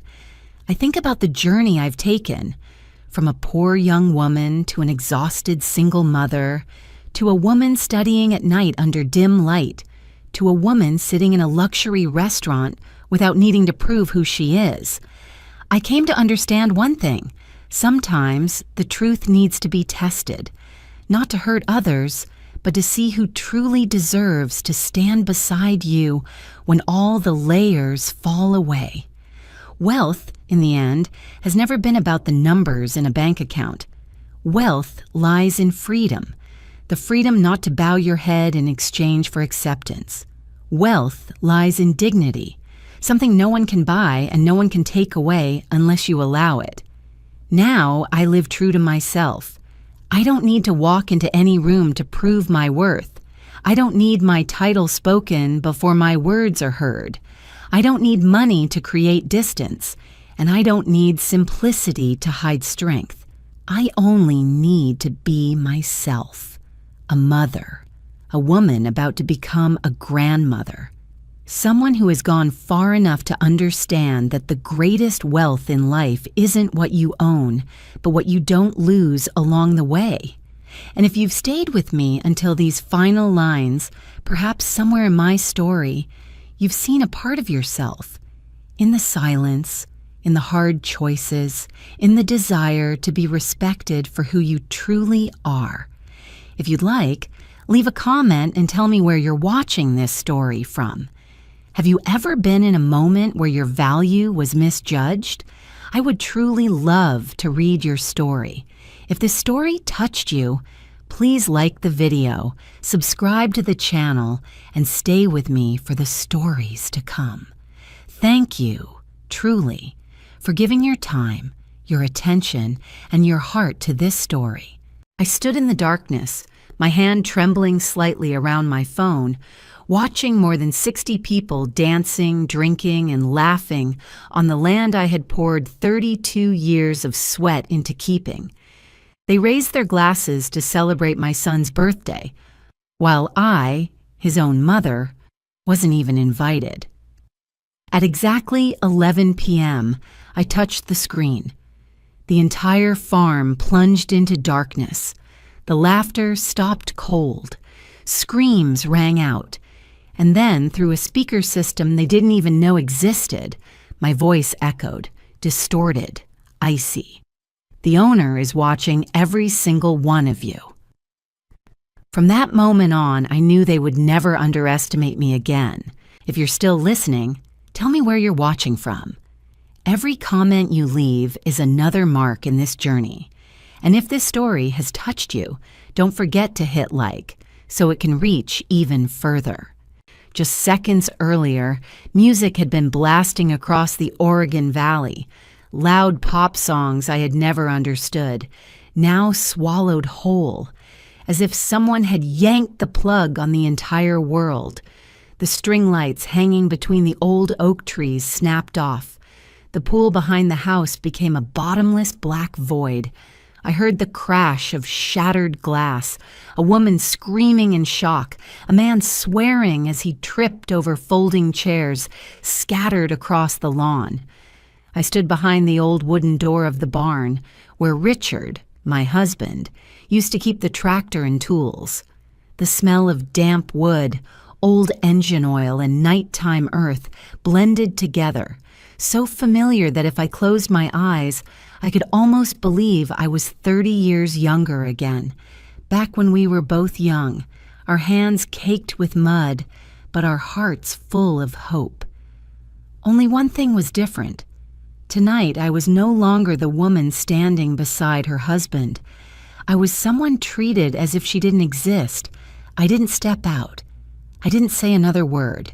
I just stood there, silently watching through the narrow crack in the door, where the glow of my phone screen reflected on my face. On the screen was the live feed from the security cameras they had no idea I'd installed months earlier. More than 60 people, my daughter-in-law's friends, my son's colleagues, strangers who had never greeted me once, were scrambling in panic like a flock of birds startled in the night.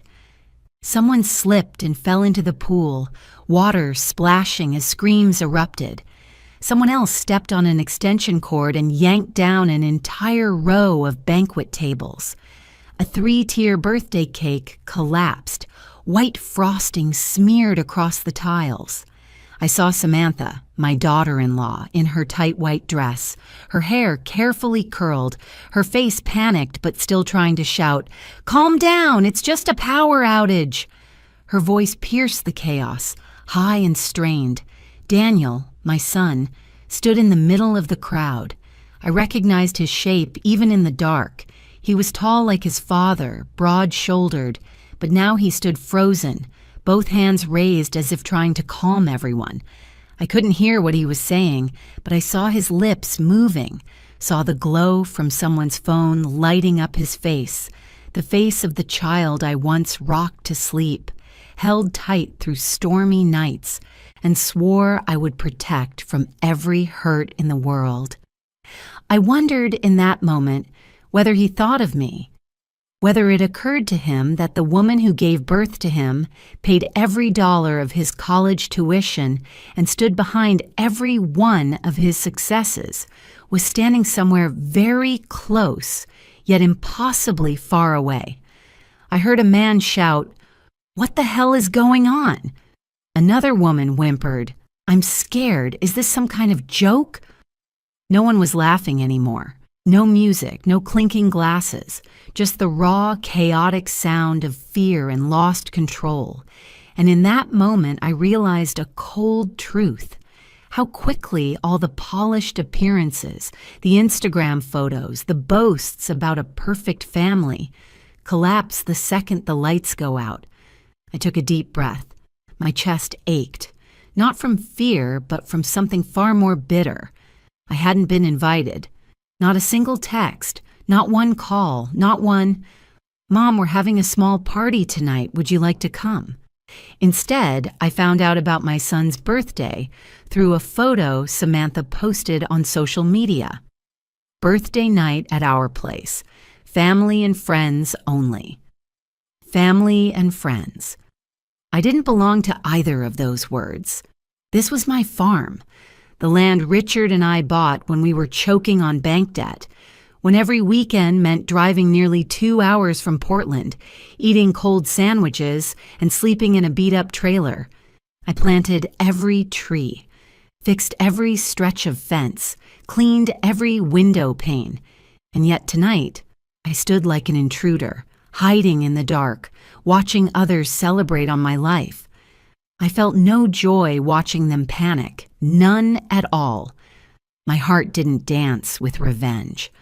What I felt was a strange stillness, as if some part of me had just died, and the rest of me had finally woken up.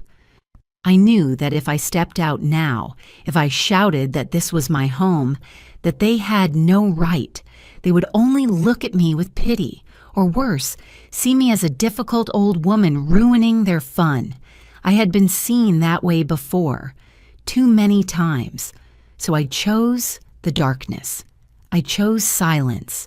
I chose to observe.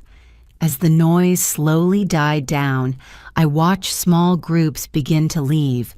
They were rushed, awkward, no one thinking about goodbyes or cleaning up. Cars pulled out of the lot, headlights sweeping across the grass, leaving brief streaks of light before disappearing.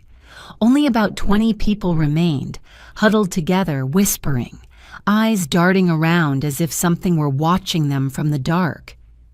And something was. I didn't turn the power back on. Not yet. I wanted them to feel, long enough, what it was like not to belong, what it felt like to be pushed aside, the same unease I had carried for months. I wanted to remember this moment myself, so that later, if I softened, If I wondered whether I'd gone too far, I would remember this night, the night I stood in the dark on my own land. Finally, when the clock on my phone ticked over to 11:17 p.m., I closed the app. No further warnings, no final message. I let the darkness finish speaking for me. I turned my back and leaned against the cold wooden wall. My knees trembled, not from fear, but from a heavy question that rose in my mind and refused to leave. How does a mother get pushed this far? When did I become expendable in my own family? When did a lifetime of sacrifice turn into a burden, something that could be brushed aside for someone else's convenience? I knew that if I didn't stop here, if I didn't turn back and face everything that led up to this moment, tonight would be nothing more than a meaningless scare. What I had done wasn't the end. It was only the end of my silence. And to understand why I had to stand in the dark, why I had to shut off the power to my own farm, I needed to go back much further, to the days when I still believed that loving hard enough meant your family would never turn their back on you. My farm sits at the edge of a small valley in southern Oregon, where mornings are often wrapped in a thin layer of fog over the grass, and afternoons carry the scent of old pine from the distant forest. From above, it isn't the neat, perfectly squared kind of land you see in real estate ads. It stretches unevenly, hugging a gentle slope, winding around a small creek that runs year-round. To outsiders, it's just a large, quiet farm with income potential. To me, it is an entire lifetime. 32 years ago, this place was nothing but raw land.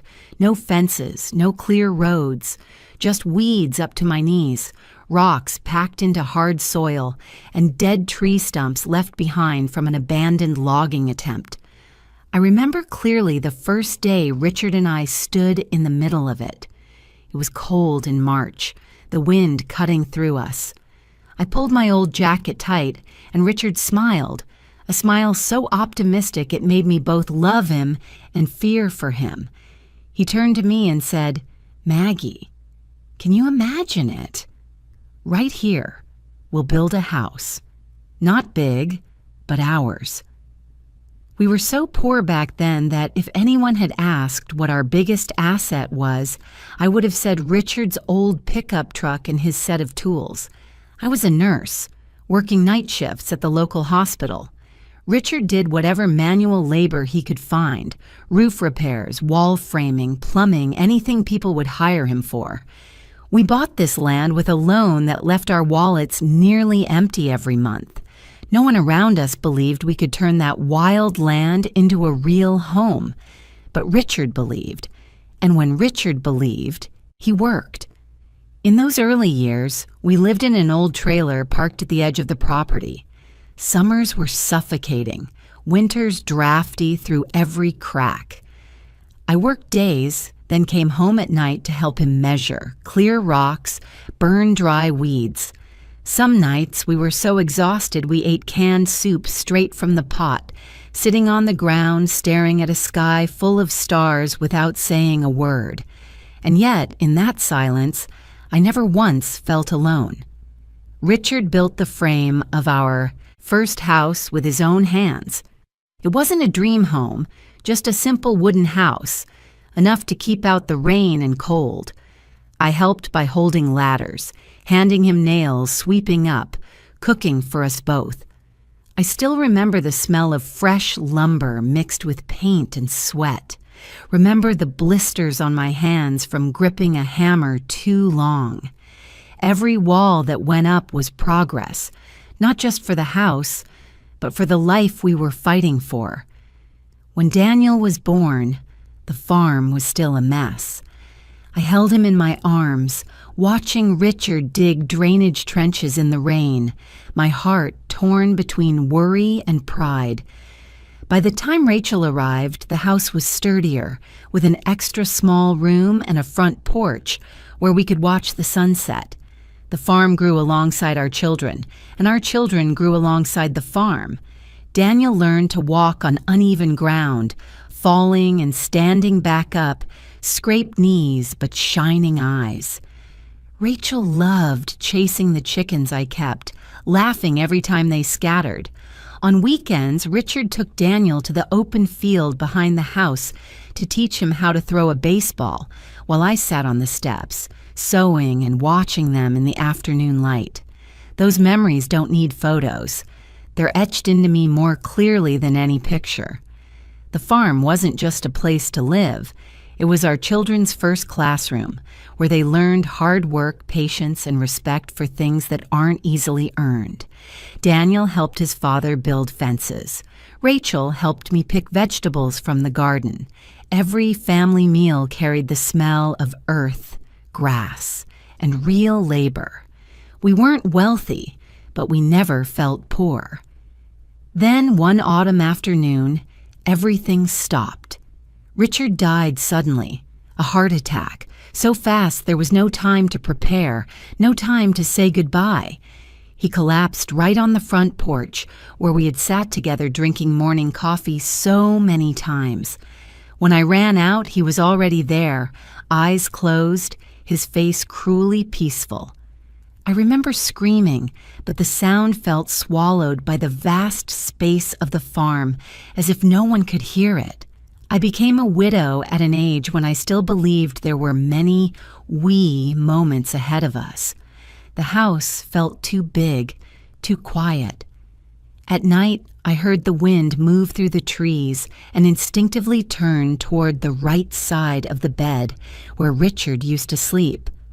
Some mornings I made 2 cups of coffee before realizing I only needed 1. Every corner of the farm carried his imprint. The unfinished wooden chair he was building, the coat hook he mounted behind the door, the gravel path he laid by hand. Daniel and Rachel were grown, living their own lives. I didn't blame them for not being with me every day, but alone on this vast land, I finally understood what it meant to carry responsibility tied to memory.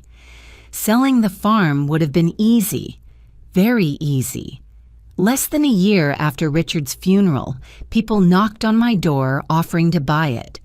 The prices they quoted would have let me live comfortably for the rest of my life in a small city apartment. I thought about it, I truly did. But every time I imagined signing those papers, I felt like I was erasing pieces of Richard, of our life together. This farm wasn't something I inherited. It was something we paid for with our youth, our strength, our sleepless nights. Selling it wouldn't have been a financial transaction. To me, it would have been a betrayal. So I refused, again and again. The farm became the place where I kept Richard with me. I cared for every tree the way he once did. I fixed broken things not because I couldn't hire help, but because I wanted to continue our habits. Some nights I sat on the porch and talked to myself, as if he were still listening. Others might call that weakness. To me, it was survival without losing myself. I didn't realize that my determination to keep this farm, my refusal to see it as just property, would make it something others wanted to take. Back then, I thought simply, as long as I'm alive, clear-headed, and standing on this land, no one gets to decide for me. I never imagined my greatest challenge wouldn't come from outsiders. It would come from my own family. Daniel is my eldest son. Even as a child, he was the one adults trusted. Not reckless, not overly mischievous, always thoughtful, always trying. When Richard was alive, he used to say, "Daniel's like me when I was young. He knows how to look ahead. He knows when to hold back." I believed that for years, and maybe that belief is what kept me from seeing his change sooner. Daniel was a good student. Richard and I poured nearly all our savings into sending him to law school. Those years weren't easy. I worked more night shifts. Richard took heavier jobs he used to avoid, But every time Daniel called, excited about an internship or a difficult case, I felt every sacrifice was worth it. When he graduated and became a lawyer, I cried, not just from pride, but because I knew my son could now stand on his own. After Richard died, Daniel called me more than anyone else, at least for a while. He asked how I was doing, whether I needed anything, whether I wanted to come live with him in the city for a bit. I refused, as I refused every suggestion to leave the farm. Back then, Daniel understood. He said, "I know you love that place." I thought that was enough. Then Samantha appeared. Daniel introduced her one late spring afternoon. They drove down from Portland, their new car gleaming as it pulled up to the porch. I stepped outside, wiping my hands on my apron, forcing a smile. Samantha got out first. She was tall, slim, her blonde hair carefully styled, her high heels completely wrong for the gravel ground of the farm. She smiled beautifully, so perfectly I didn't quite know how to respond. "Hello, Maggie," she said, her voice sweet and clear. "I've finally met you." I nodded and shook her hand. Her hand was cold and soft, nothing like the hands of people used to labor. I didn't think badly of her then. I simply noticed the way someone who's lived long enough learns to observe before judging. The first time Samantha came to the farm, she walked around very slowly, not the curious stroll of someone visiting the countryside for the first time, but the deliberate survey of someone taking mental notes. Her eyes moved over the fence, lingered on the barn, paused at the wide field behind the house, before she leaned toward Daniel and asked him something quietly. I didn't hear the words, but I saw Daniel nod. "There's so much space here," Samantha said, sounding impressed. "It's rare to find a place this quiet and, with this kind of potential." I just smiled. To me, the place didn't need potential. It only needed peace. At dinner that night, Samantha talked a lot. She spoke about her work in marketing, about branding campaigns, about building personal images on social media. I listened, but didn't fully understand. I was used to conversations about patience, night shifts, gardens, and weather. Samantha's world was far from mine. Some of her comments sounded harmless at first. This farm would get so much attention online. People in the city pay a fortune just to spend a weekend like this. I nodded and let it pass. I thought it was just enthusiasm from someone used to crowded places. But Samantha didn't stop there. Every visit after that, she mentioned potential again. Not potential for living, but for exploiting. Potential for events. Potential for vacation rentals. Potential for branding. The words repeated, often enough that they began to weigh on me. "I'm just saying," she laughed when she noticed my silence, "don't think too much about it." I told myself the same thing. Don't overthink. Don't be suspicious. Your son wouldn't mean harm. Your future daughter-in-law is just speaking from professional habit. I comforted myself with the very maternal trust I believed could never be wrong. But Daniel changed. At first it was subtle. So subtle you'd miss it if you weren't paying attention. He asked me fewer questions. Our conversations drifted toward work, plans, the future. He talked about optimization, about long-term investments. When I told him about repairing the chicken coop roof or replacing old water pipes, he just hummed, as if those things no longer mattered. Once I joked, "This farm is getting old, just like me." Daniel laughed, but the smile didn't reach his eyes. He replied, "Old things need to change, Mom." That sentence stayed with me longer than I wanted to admit. Samantha began posting photos every time they visited the farm. Sunsets, outdoor meals, Daniel standing in the middle of the wide field. The captions were always polished, carefully worded. Peaceful weekends. An escape from the city. I wasn't in those photos. At first I thought she'd just forgotten. Then I realized my absence was intentional. Once, when I accidentally stepped into the frame, Samantha said, "Maggie, could you stand over there a bit? The light's better here." Her tone was polite, gentle. I stepped out of the frame without a word, but that was when the feeling of being pushed out of my own story truly began. Daniel didn't object. He stood there in silence, as if my being pushed out of the photo was something too trivial to care about. And that silence, more than any words, made me feel cold. I still tried to keep everything normal. I cooked, made coffee, asked about their work. I didn't want to become a difficult mother-in-law. I didn't want to plant the seeds of conflict. I had seen too many families fall apart because of misunderstandings left unspoken. I didn't want to be the one who caused that, but deep inside, a quiet unease began to grow. It wasn't the fear of losing the land. It was the fear of losing my place. The fear that, in my son's eyes, I was no longer the mother who had built this life alongside his father, but just an old woman living on a piece of land that was not being used properly. The first signs of takeover didn't come as grand actions. They came as questions that sounded caring. Do you ever feel tired managing such a big farm by yourself? Have you thought about the future? What if you get sick? Those questions were repeated often enough, gently enough, that if I reacted strongly, I would look overly sensitive. I didn't react. I just listened. And I began to understand that Samantha didn't see memories in this place. She saw numbers. She saw opportunities. And Daniel, my son, was standing between those two ways of seeing. And little by little, I realized he was turning his back on memory. I didn't yet know that this was only the beginning. But in my heart, one thing became clear.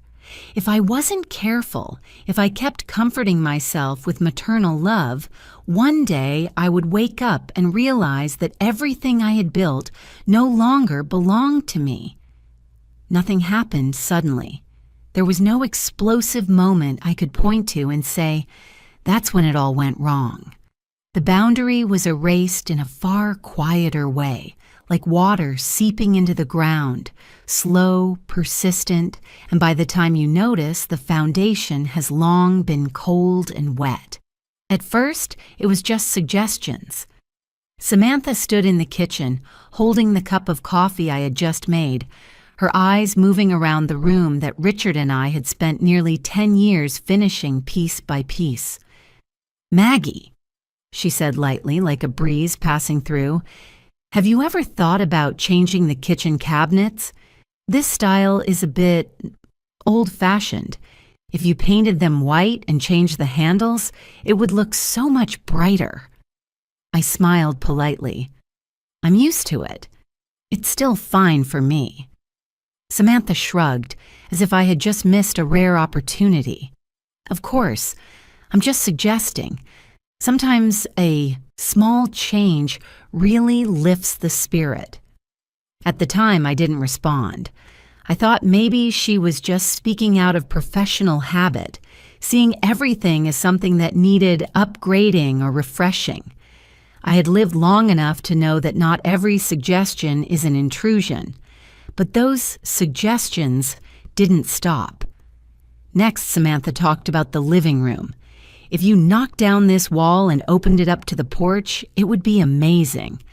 Open concept spaces are really popular. Then she moved on to Richard's old bedroom. It would make more sense as a home office. Leaving it empty like that is kind of a waste. I listened, and each time I did, it felt like someone was placing their hands on my memories and twisting them in a different direction. I started answering less. Not because I agreed, but because I didn't want to argue. I thought that as long as I didn't say yes, everything would stay at the level of words. I was wrong. One Saturday morning, while I was watering the garden behind the house, I heard an unfamiliar car stop at the gate. It wasn't Daniel's car. It wasn't a delivery truck. I turned off the hose, wiped my hands on my pants, and walked out. Standing on my porch were two men I had never seen before, holding tape measures and notebooks. Samantha stood beside them, hands on her hips, chatting animatedly. "Hi, Maggie." She turned to me when she saw me. "I brought these guys by to take a quick look. They're designers. Really good ones." I froze. "Take a look at what?"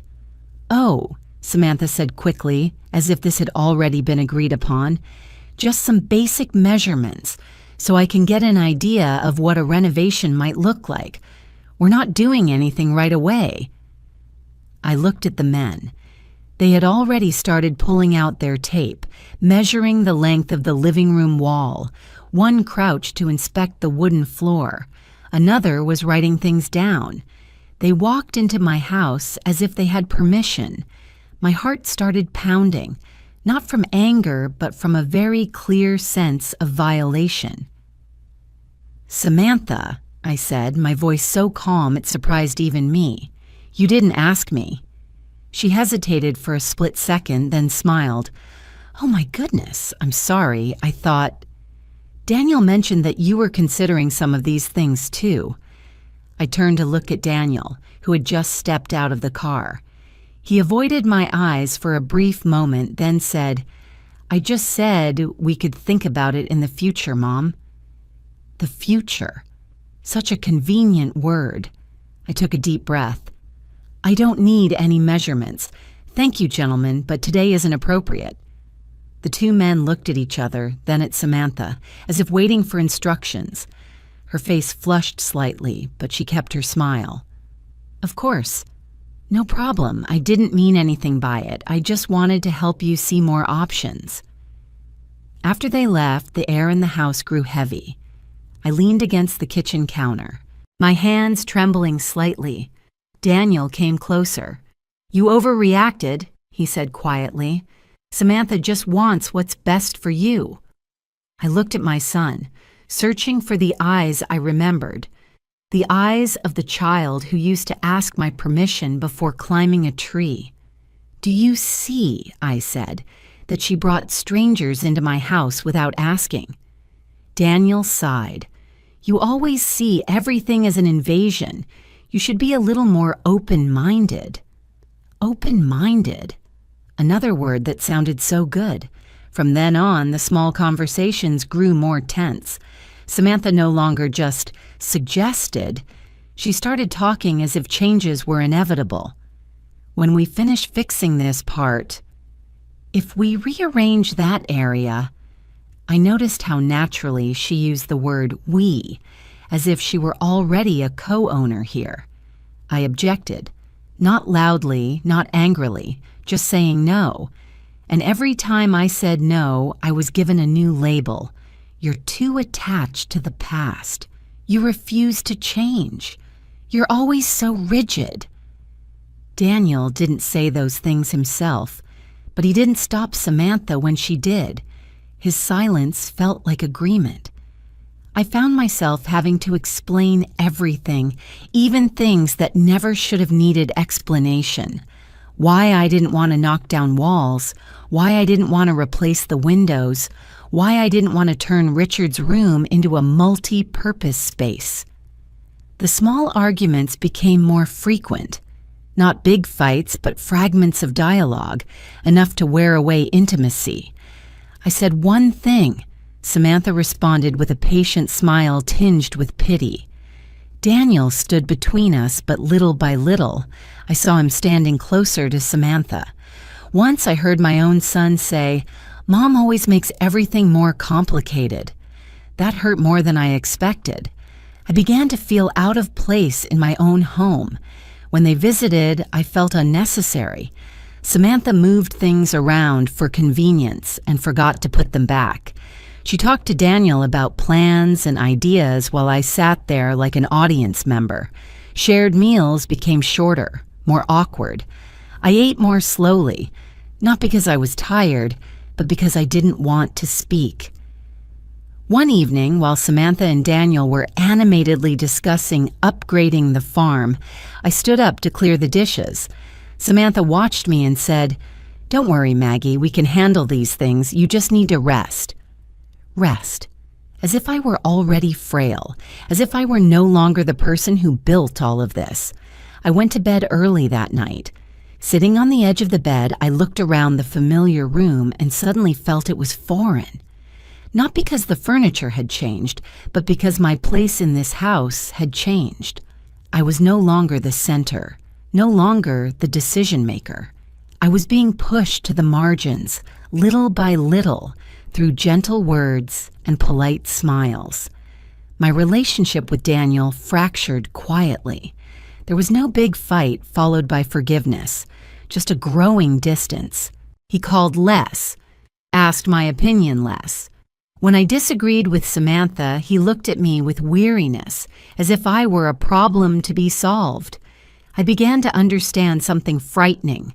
I was no longer seen as a mother, but as an obstacle, something that needed to be handled carefully so plans could move forward smoothly.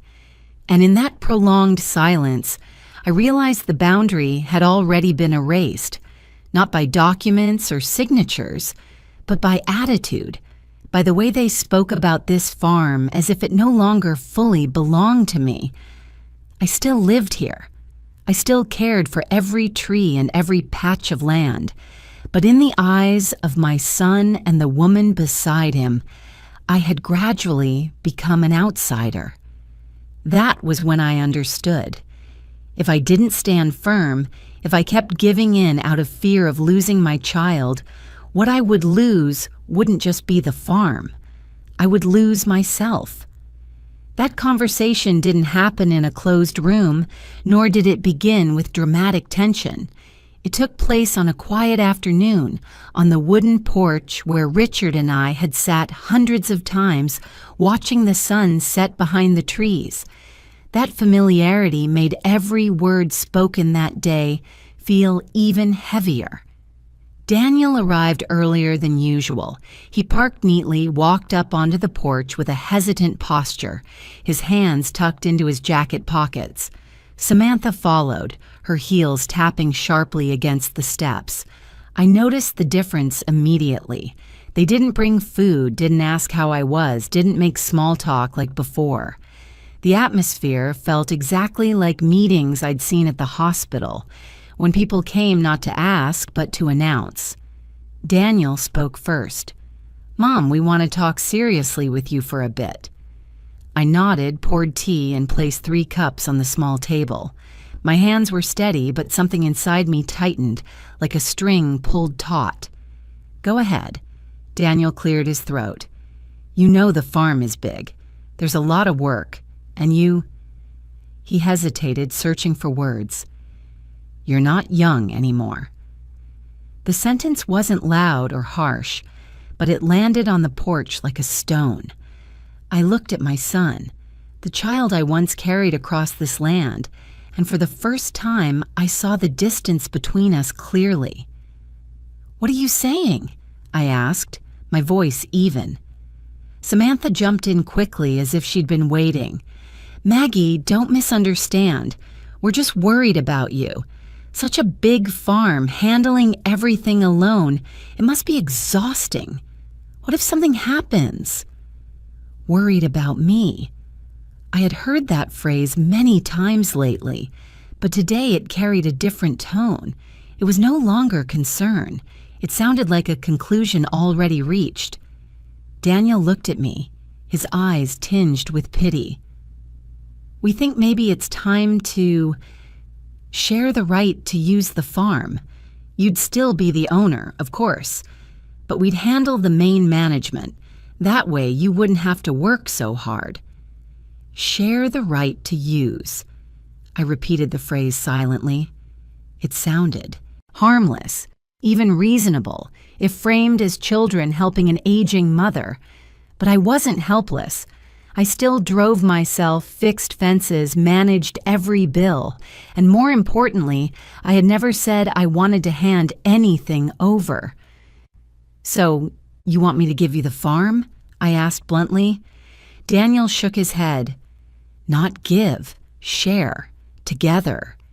You'd still live here just like before. We just make the big decisions." The big decisions.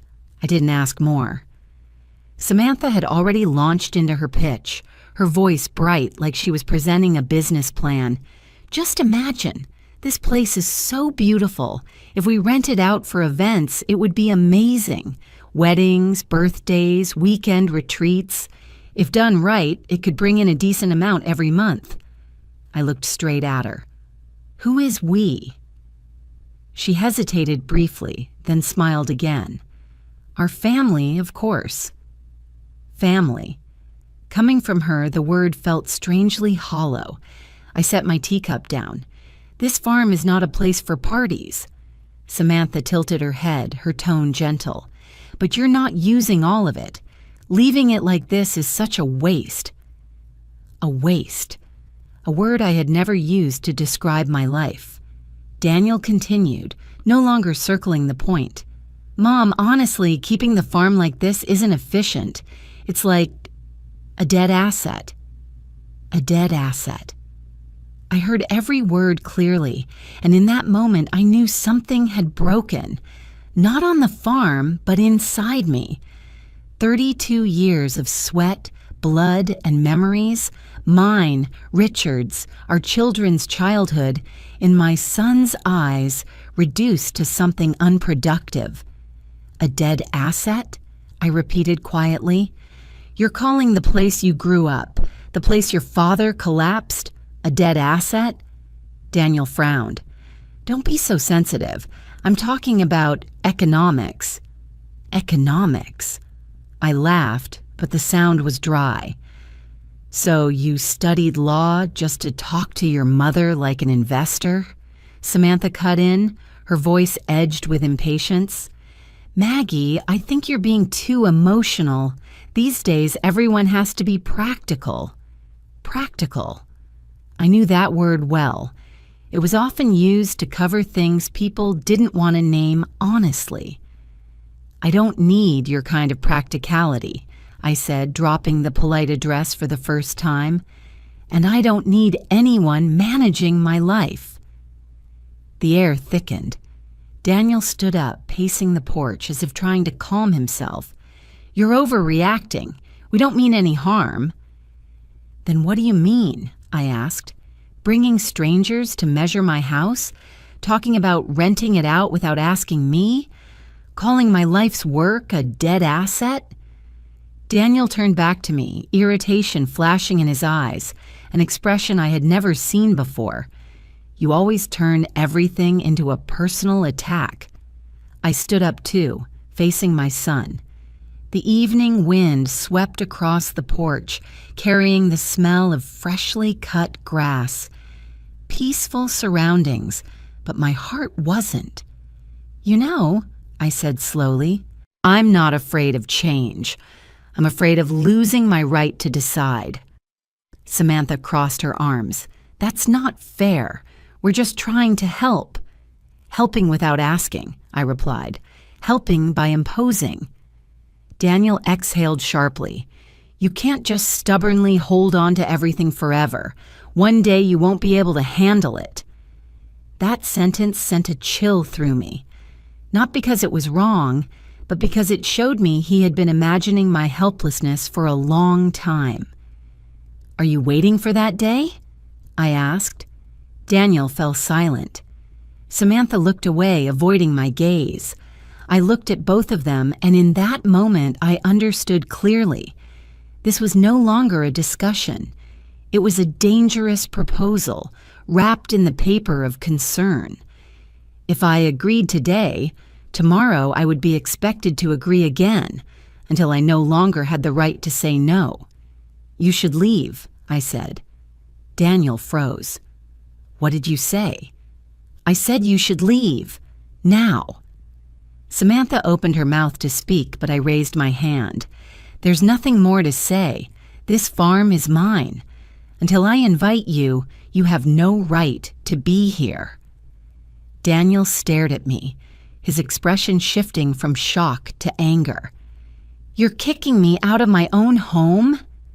"I'm asking you to leave the farm," I corrected him. "Those are two different things." In that moment, my son looked at me like I was a stranger, and the most frightening part wasn't that look. It was the realization that I no longer recognized him either. The man standing in front of me wasn't the boy who used to run after me in the garden, but someone weighing interests and control. They left in silence. No goodbye, no promise to talk again. I stood alone on the porch, listening to the engine start, the tires crunch against gravel, and then everything fell quiet. I sank into the old wooden chair, gripping the armrest until my hand hurt. For the first time in my life, I was afraid of my son, not because he could hurt me physically, but because I realized he could do something worse. Take away my right to own my life while still believing he was doing the right thing. That night, after Daniel and Samantha left, I didn't turn on the lights right away. I sat on the wooden chair on the porch for a long time until it was completely dark, until the sound of crickets rose from the edge of the forest behind the farm, not because I was thinking anything profound, but because my mind was empty. A strange feeling crept in, like missing a familiar step on a staircase and feeling your heart race as you realize something in your life has slipped out of place. I went inside, locked the door, made a cup of tea, and forgot to drink it. I didn't sleep that night. I lay in bed staring at the ceiling, listening to the wind tapping lightly against the window frame, wondering where I had gone wrong for my son to sit across from me and talk about my life like a project that needed to be optimized. Near dawn, I finally drifted off for a short while. When I woke, pale sunlight filtered through the curtains, and my phone vibrated softly on the bedside table. A message from Rachel. Rachel is my youngest daughter. She's been different from Daniel since childhood. Quieter, more observant. She works in education, not glamorous, not fond of arguing. Since Richard passed, Rachel has called me often, not to make polite inquiries, but to listen. I opened the message, thinking she was probably asking if I was okay after yesterday's meeting. "Mom, are you alone right now?" I replied immediately. "Yes, I'm at the farm. What's going on?" The 3 dots appeared, disappeared, then appeared again. After a long pause, Rachel finally texted back, "I don't know how to say this, but you need to know." My hands trembled slightly. I sat down on the edge of the bed, my back straightening instinctively. "Go ahead." The phone stayed silent for a few more seconds, then the screen lit up. I was accidentally added to a group chat, not a normal family group. I frowned. What group? The group name appeared in the screenshot Rachel sent. Care Plan, Mom. I read the name over and over. My heart slowed by one beat, as if my body were bracing itself for an impact. "Please read it," Rachel texted. "I'm sorry for sending this to you, but I can't take it anymore." I opened the image. The first message that hit me was from Samantha. "We need to agree on how to talk to her. Lately, she hasn't been as clear-minded as before." Not clear-minded.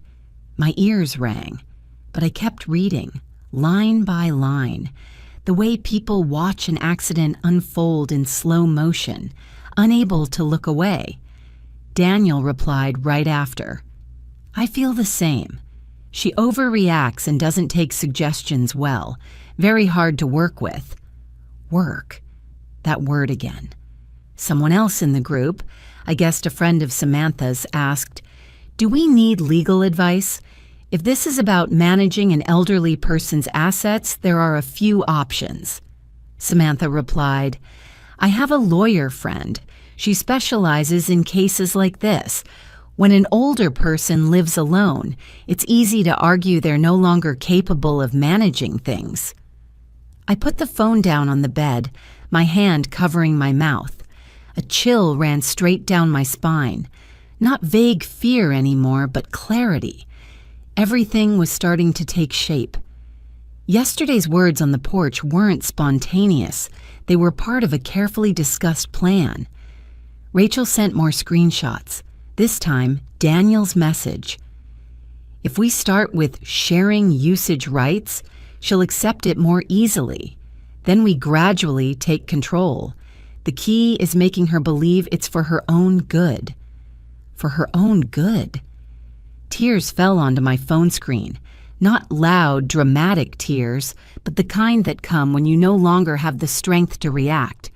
I had prepared myself to be misunderstood, to be seen as stubborn. But I had never imagined my son sitting in a group chat discussing how to gradually control me like a problem to be managed. There was another message from Samantha, longer and more detailed. She's emotionally attached to the farm, so we need to separate emotion from decision-making. If necessary, we can note that she's not as stable as before. This is for everyone's long-term safety. Long-term safety. I let the phone fall to my side and leaned back against the wall. The familiar room suddenly felt foreign. The photos on the walls, Richard and me, the kids when they were little, seemed to look back at me as if asking how I had ended up here. Rachel texted again. "Mom, I don't agree with this. I said so in the group, but they brushed it off. I'm scared for you." I took a deep breath, even though my chest ached. "Thank you for telling me," I typed back. "You didn't do anything wrong." "I'm sorry," Rachel wrote. "I feel like I betrayed you by being in that group." "No," I typed slowly. "You're the only one telling the truth." I set the phone down on the table and walked to the window. Morning sunlight stretched across the fields, over the rows of trees Richard and I had planted together. Everything was still there, solid, as if it had never been placed on a scale. Only I was unsteady. I sat down in the armchair in the living room, feeling as though all my strength had been drained at once. For a few minutes, I let myself collapse. I cried, without holding back, without shame. I cried for my husband who was gone, for the son I thought I knew, for myself, for being naive enough to believe that family bonds were strong enough to protect me from cold calculations. But in that very moment of weakness, something else appeared. Not anger, but a sharp, cold clarity. The pieces slid into place. Samantha's words, her calculating looks, Daniel's changes, the proposal to share usage rights. Nothing was vague anymore. They were the first steps of a clear plan to turn me into someone without decision-making power on my own land. I wiped my tears and took another deep breath. My hands no longer shook. A different kind of silence settled in, not the emptiness of shock, but the stillness of awareness. I realized something painful. Once someone decides you're no longer clear-minded, everything you say afterward can be used against you. Emotional reactions become loss of control. Silence becomes lack of awareness. Anything can be twisted to fit their narrative. I picked up my phone again and texted Rachel. "Leave that group," she replied instantly. "Mom." "Leave it," I repeated. "And don't argue anymore. I don't want you pulled into this." "What are you going to do?" Rachel asked. I looked out at the fields again. "I can't say yet, but I won't let them decide for me." I turned off the phone and sat still for a long time. No more tears, no more panic, just one clear, frighteningly bright thought. If they were planning step by step to take control of my life, then I had to stay one step ahead. And I knew that from this moment on, I could no longer act like a mother, guided only by emotion. I had to act like a woman who understood her own value, her own rights. That mental breakdown hadn't weakened me. It had stripped away the last layer of innocence I was still holding on to. I didn't want a war, but I wouldn't let anyone turn me into a bystander in my own life. For the first time since Richard passed away, I felt truly clear-minded, and that clarity told me one thing.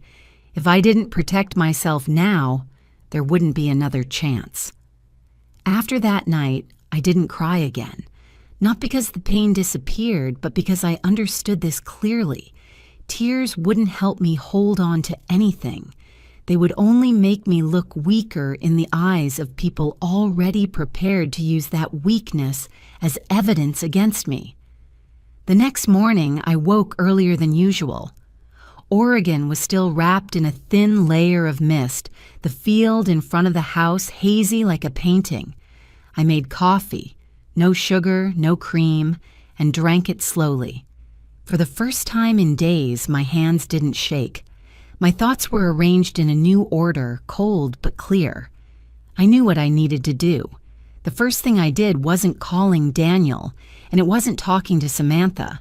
I called someone Richard had introduced me to years ago, someone I never thought I'd need, a lawyer who specialized in asset protection and elder rights.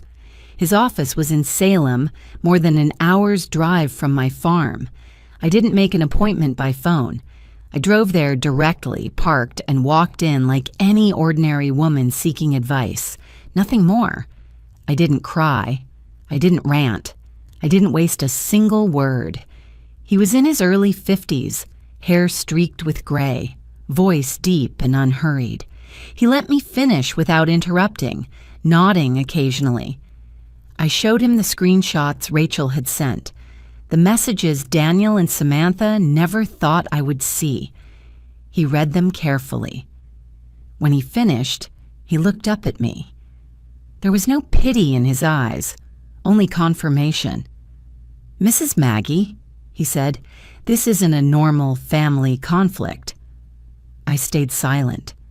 These are very clear signs of financial and psychological abuse of an older adult.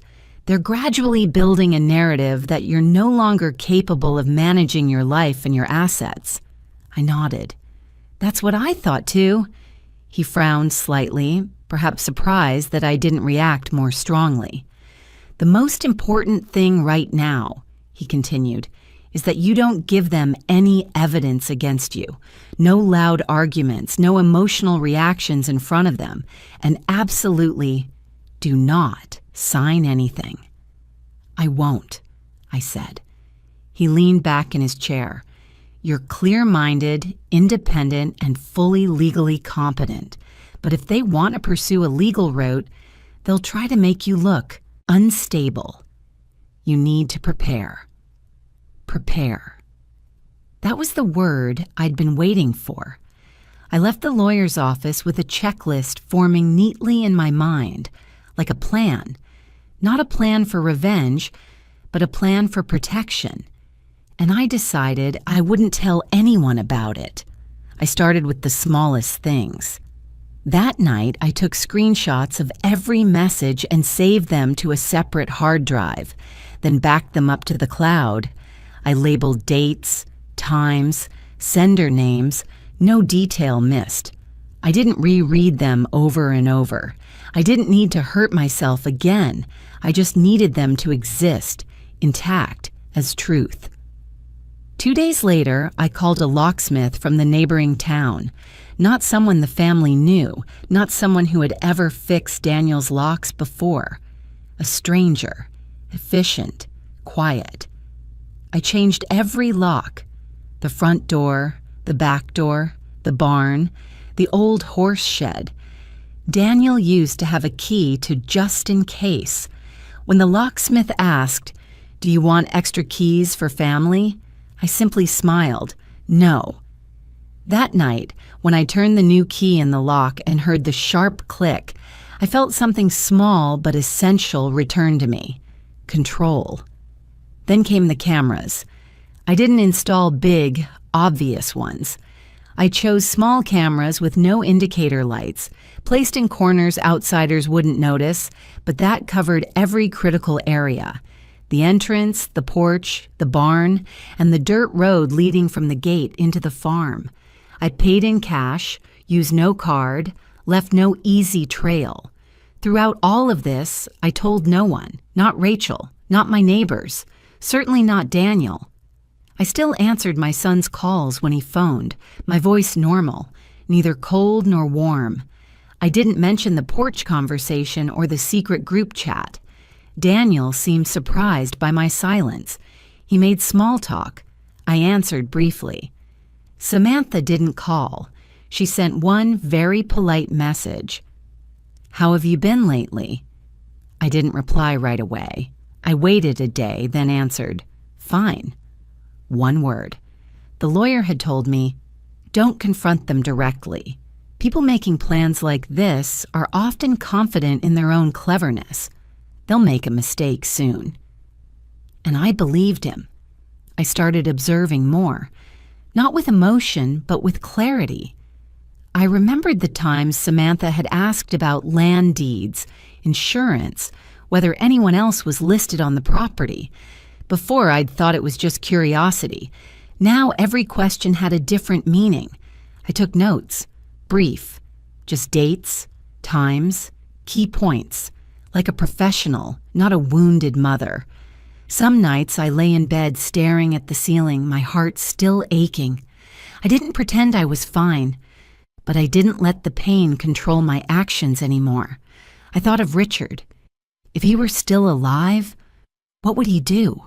He wouldn't yell, he wouldn't beg. He would stand quietly, wait for the right moment, then act decisively. So would I. One afternoon, while walking along the western fence line, I noticed fresh tire tracks on the dirt path leading into the farm, not deep, but new. I stood there for a long time, not angry, just attentive. The cameras would tell me more. That evening, I checked the system. Nothing unusual yet, but I knew if they believed I'd softened, they would soon test another step. Maybe an unannounced visit, maybe a family talk with a third party, or a gentle legal move presented as help. I wasn't in a hurry. I didn't need to stay far ahead. I just needed to stand still and let them walk into the space they thought was safe. The trap wasn't something dramatic. It was patience.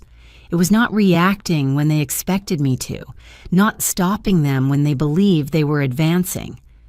I didn't cry anymore, not because I was tougher, but because I understood this clearly.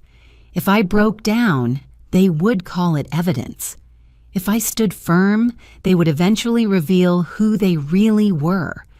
And I was ready to wait, not for revenge, but to protect my life on the very land where I had lived, loved, and would never surrender to anyone through silence.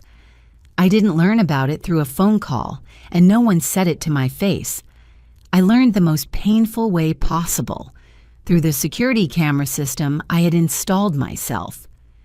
That morning started out completely ordinary. Oregon's sky was a rare, clear blue, the air light, the scent of damp grass from the night's rain still lingering.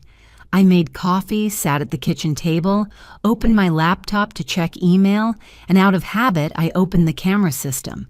Not because I suspected anything, but because it had become part of my new awareness. And then I saw them. Daniel's SUV appeared first, rolling slowly through the gate. I froze, my hand still on the mouse. Daniel hadn't told me he was coming to the farm today. My heart tightened slightly, but I tried to reassure myself. Maybe he was just stopping by to pick something up or check on something. 5 minutes later, a small truck carrying tables and chairs arrived. Then another with the logo of a local catering service. I sat up straight. The unease spread quickly, cold and unmistakable. The camera on the porch showed Samantha stepping out of the car, a light-colored dress, oversized sunglasses, moving with the confidence of someone who believed this place belonged to her. She pointed, said something to the delivery crew, and laughed loudly. I couldn't hear the sound, but I didn't need to. The way she stood there in the middle of my porch said everything. I looked at the clock. 10 a.m. My phone didn't vibrate. Not a single text. Not a single call. Not one word to remind me that today was Daniel's birthday. Not one word to say they were preparing to do something. Right here, on my farm. I opened another camera, the one in the backyard. Tables and chairs were being set up around the yard. String lights were being hung on the wooden posts Richard had built. Ice chests, speakers, decorations. Everything was arranged quickly and professionally, as if they had done this many times before. And I wasn't invited. It wasn't forgetfulness. It wasn't a mistake. It was intentional. I sat motionless in front of the screen, my heart pounding so heavily I could hear the blood rushing in my ears. A part of me still clung to the most unreasonable hope. Maybe they would call me later. Maybe this was just preparation. Maybe I was misunderstanding everything. Then the camera caught Samantha lifting her phone, turning around to take a wide shot of the farm. A few seconds later, my phone buzzed softly. A social media notification appeared. I didn't need to open it to know who it was from, but I opened it anyway. The first photo showed Daniel and Samantha standing in front of the porch, sunlight slanting across them, looking like a perfect couple. The caption underneath was short, cheerful, and sharp as a blade. Celebrating my love's birthday at our home. So grateful for this place and the life we're building. Our home. I read it 3 times. Each time the words scraped at my eyes. Not a single line mentioned me. Not one word said this was his mother's farm. Not a single trace that I existed in that story. I went back to the cameras. Guests were starting to arrive. People laughing, hugging Daniel, wishing him a happy birthday. Samantha stood beside him like the hostess, directing, greeting, her hand resting possessively on Daniel's back. And Daniel, my son, was smiling. He smiled easily, naturally, as if nothing were missing, as if the woman who gave birth to him, raised him, and held on to this land with her entire life didn't exist. My chest tightened, a familiar pain, but deeper this time, slower. I stood up, went into the bedroom, closed the door, and sat down on the edge of the bed. For the first time in many days, I allowed myself to cry. There were no sobs, no wailing, just tears flowing quietly, soaking the collar of my shirt. I cried for my absence on my son's birthday. I cried for the moment I realized I had been erased from a picture I had once painted myself. I cried for Richard. If he were still alive, this would never have happened. Not because he controlled things, but because he was the boundary. And when he died, that boundary disappeared with him. I cried exactly once. When the tears ran dry, I sat still for a long time. No more trembling, no more choking in my throat. Just a cold emptiness, like the aftermath of a violent storm. I stood up, washed my face, and looked at myself in the mirror. My eyes were red, but my gaze had changed. I returned to the living room and opened the cameras again. The party was in full swing. Music was playing. Glasses were raised. Someone clapped and called Daniel up to speak. I couldn't hear the words, but I saw him lift his glass, say a few sentences, and then everyone laughed. No one asked, "Where's his mother?" No one wondered why the true owner of the farm wasn't there. Samantha posted another story. This time, a slow-motion video of people clinking glasses under twinkling lights. The text across the bottom read, "Making memories at our place." Our memories, our place. I turned off the screen, not because I couldn't take it anymore, but because I had seen enough. That afternoon, I didn't go outside. I sat at my desk, opened my notebook, and for the first time, I wasn't writing to remember. I was writing to plan. Not a plan fueled by anger, but a deliberate, public counteraction that couldn't be denied. I wrote bullet points slowly, carefully. I thought about what the lawyer had said. Let them feel confident. Let them take another step. And I realized they had just taken a very big one. Hosting a party on my property without permission, without my presence. Publicly declaring it our home. That was no longer a family matter. That was evidence. I opened my computer and saved every post, every story, every image.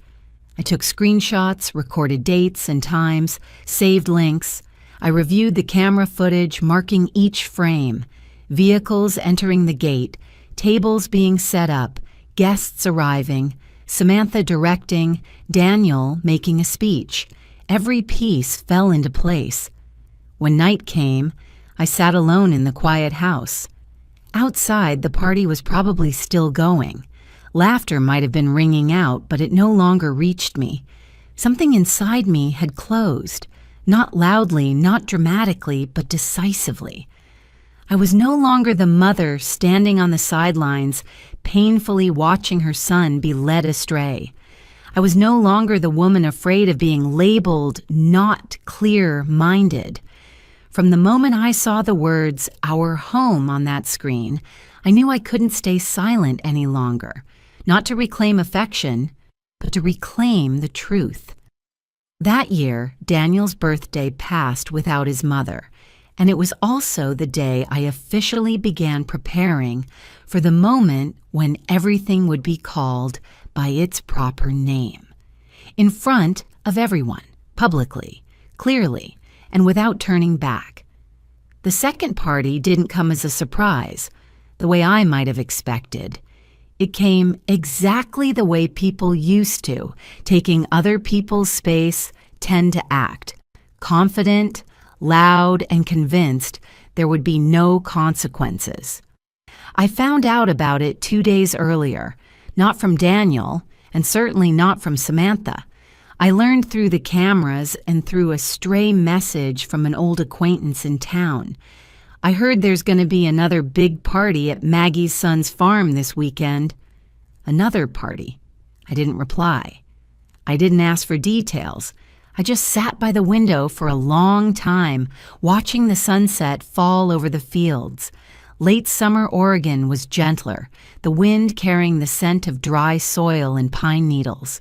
A scene so peaceful that anyone looking in would never imagine that, inside me, a silent trial was being prepared.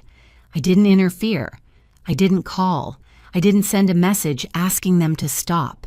I let everything unfold exactly the way they wanted, because that night I didn't plan to play the role of a mother anymore.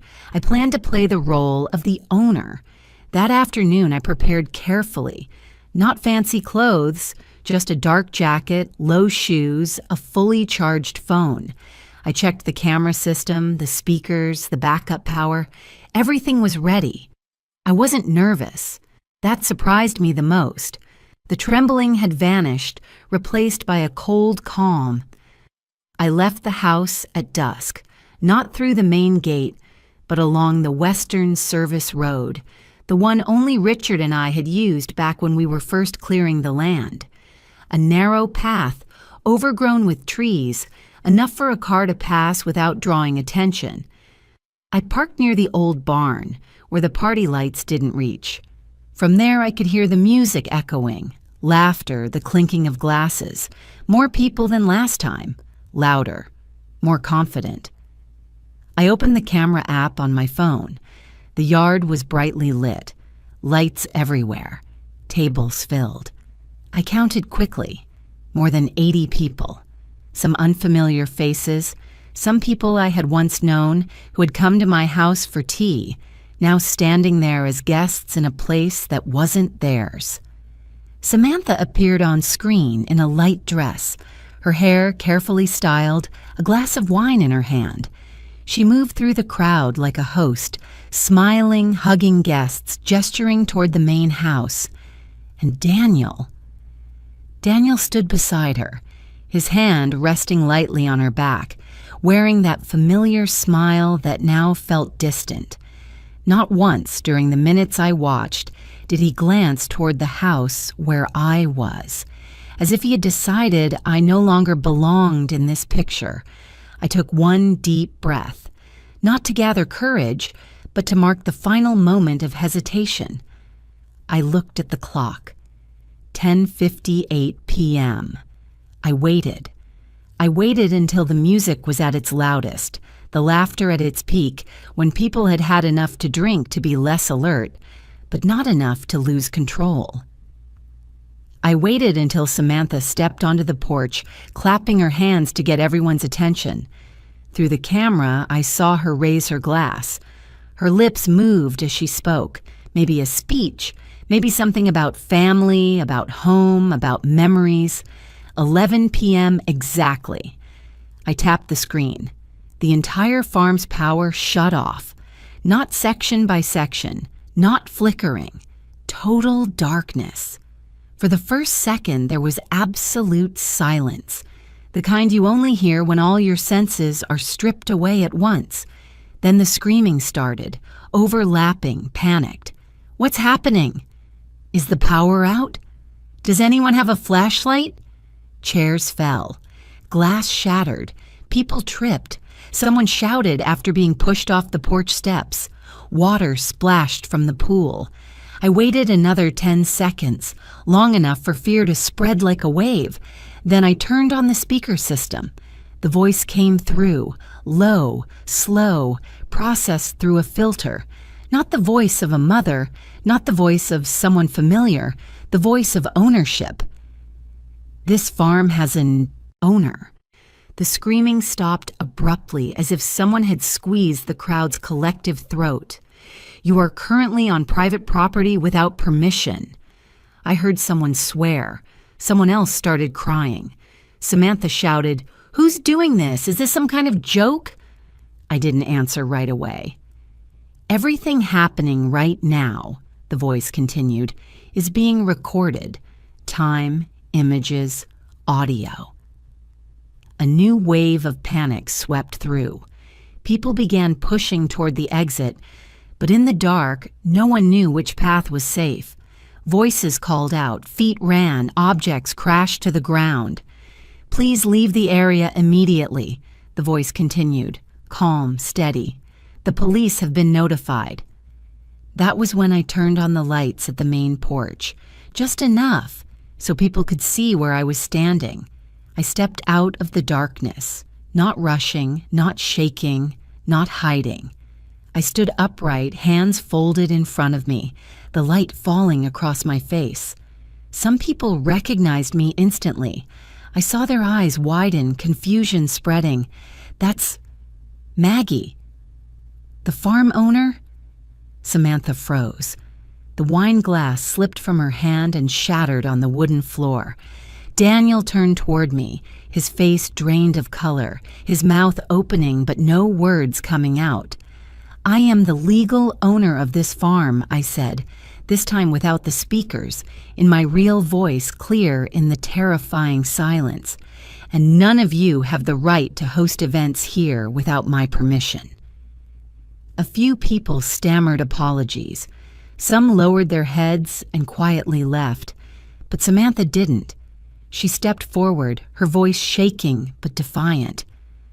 "What are you doing? You're scaring everyone." "I'm protecting my property," I replied. "You've used it repeatedly without authorization." "Daniel is your son," Samantha yelled. "We're family." "Family does not mean taking," I said, not looking at her, but straight at Daniel. You know that. Daniel lowered his head. At that moment, red and blue lights flashed at the gate. The sound of a police car cut through the night, clear, undeniable. A murmur rippled through the crowd. "I called the police," I said, "and I will be reporting the trespassing." Samantha turned to Daniel, her voice urgent. "Say something." Daniel stayed silent. For the first time, he didn't step in to shield her. When the police arrived, I explained everything clearly and briefly. Proof of ownership, camera footage, evidence of unauthorized use, no extra emotion, no personal attacks. Samantha argued. She talked about misunderstandings, about family, about good intentions. But under the lights, in front of dozens of people who had just witnessed the chaos, her words sounded hollow. The mask didn't fall with a blow. It fell under light, the light of truth. When the last guests left, the farmyard grew eerily quiet. I stood there, watching the lights come back on, listening to the wind move through the trees. That night there was no laughter, no music, only a heavy silence. But this time, it belonged to me. The night of judgment was over, and everyone knew clearly this was not our home. This was mine. The police stayed at the farm for nearly an hour after the crowd had dispersed. They worked calmly and professionally, favoring no one. I sat on the wooden chair on the porch, a light jacket over my shoulders, answering each question in a steady, clear voice. My name, my address, proof of ownership. The moment I discovered the unauthorized use, I added nothing, left nothing out. I simply told the truth, precise and complete. One younger officer took notes while the other checked documents. When they confirmed that the farm was in my name, that there was no rental agreement or authorization of any kind, the atmosphere shifted. This was no longer an awkward family misunderstanding. It was a clear case of trespassing. A report was written on the spot. Samantha wouldn't stay still. She paced back and forth, her voice rising as she tried to draw attention back to herself. "You don't understand," she said. "She's not normal anymore. She acts erratically, locking doors, cutting the power. We're just trying to help her." Crazy old woman. I heard the accusation without her having to say it outright. It hovered in her eyes, in the careful way she chose her words. She was trying to paint me as unstable, so everything I had done would look like a sudden outburst. I didn't react.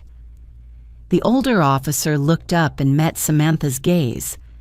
"Ma'am," he said calmly, "we see no indication that Mrs. Maggie lacks capacity.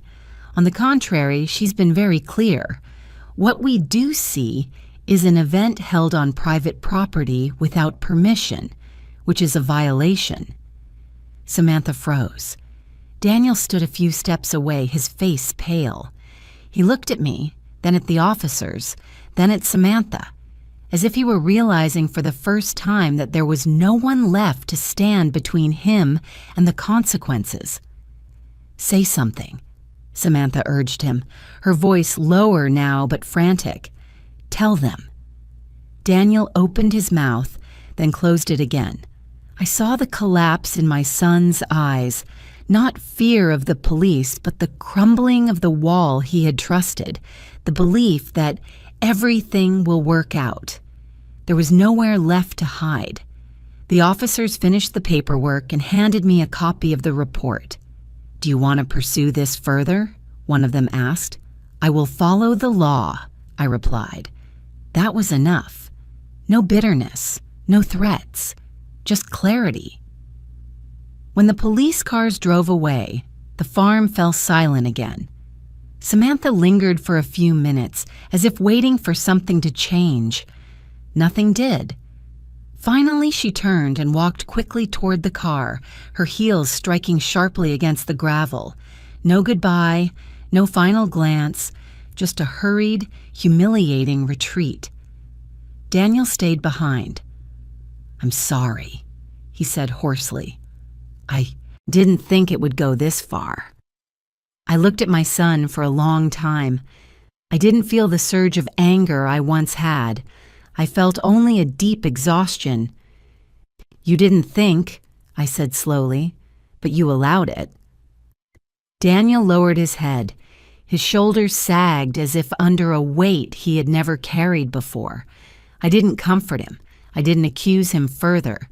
Any words now would have been unnecessary.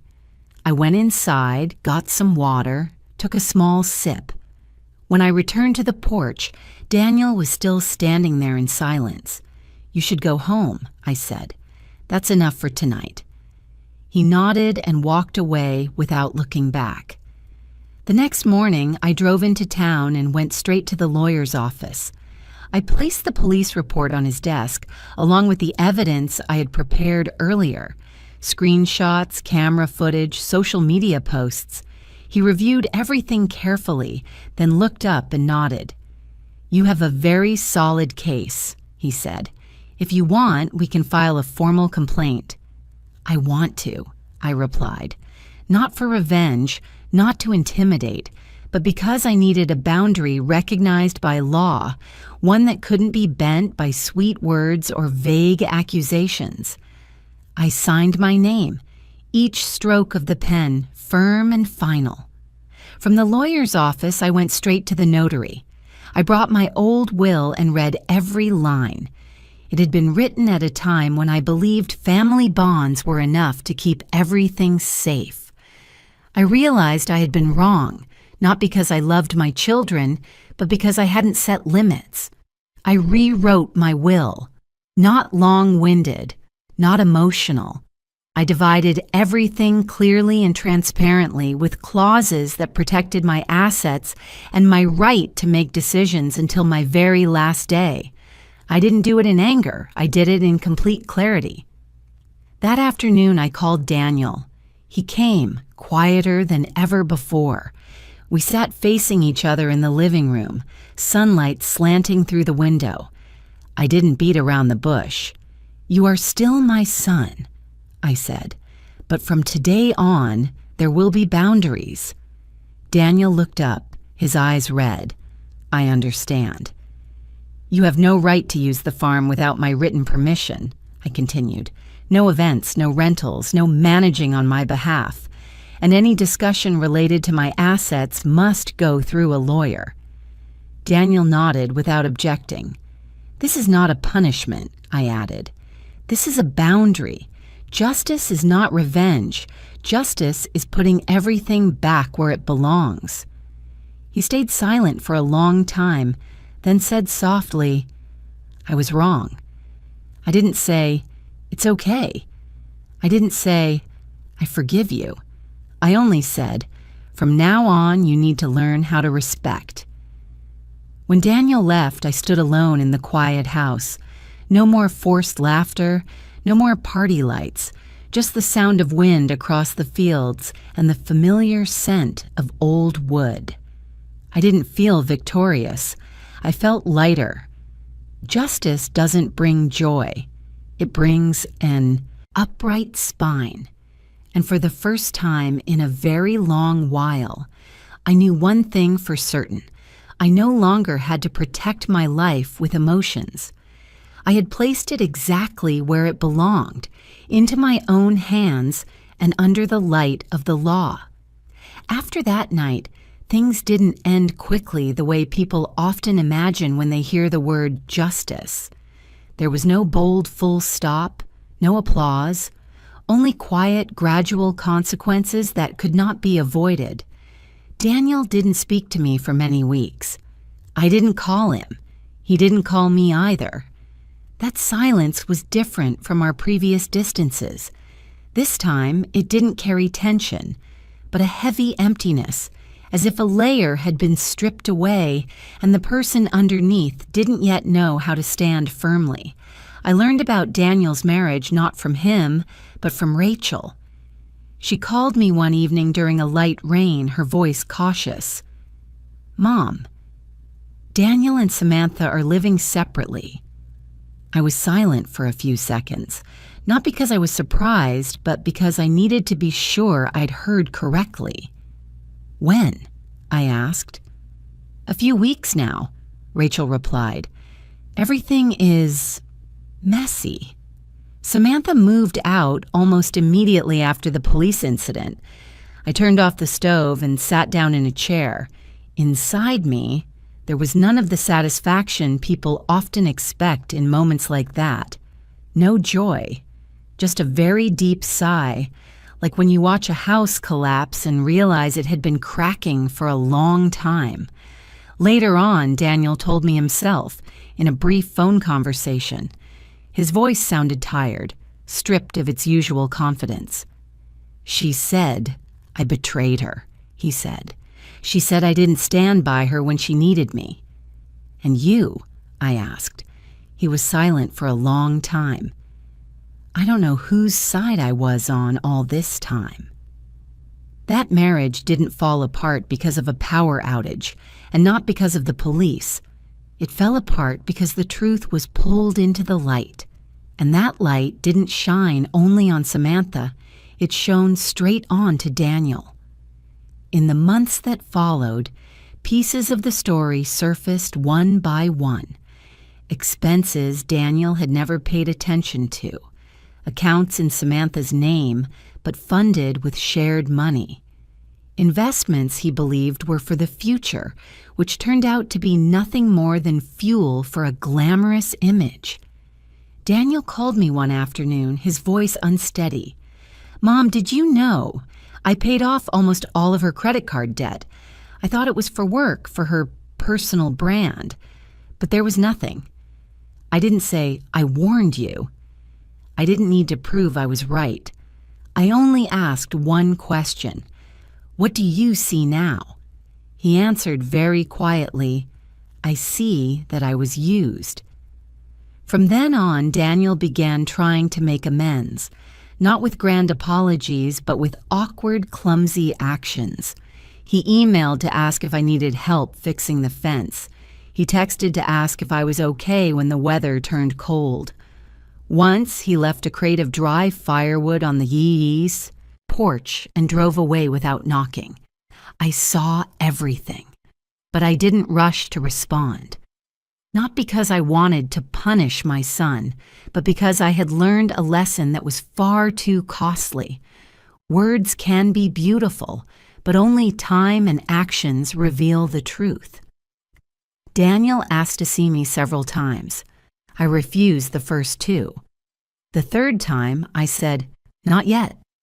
He didn't argue. He only replied, "I understand."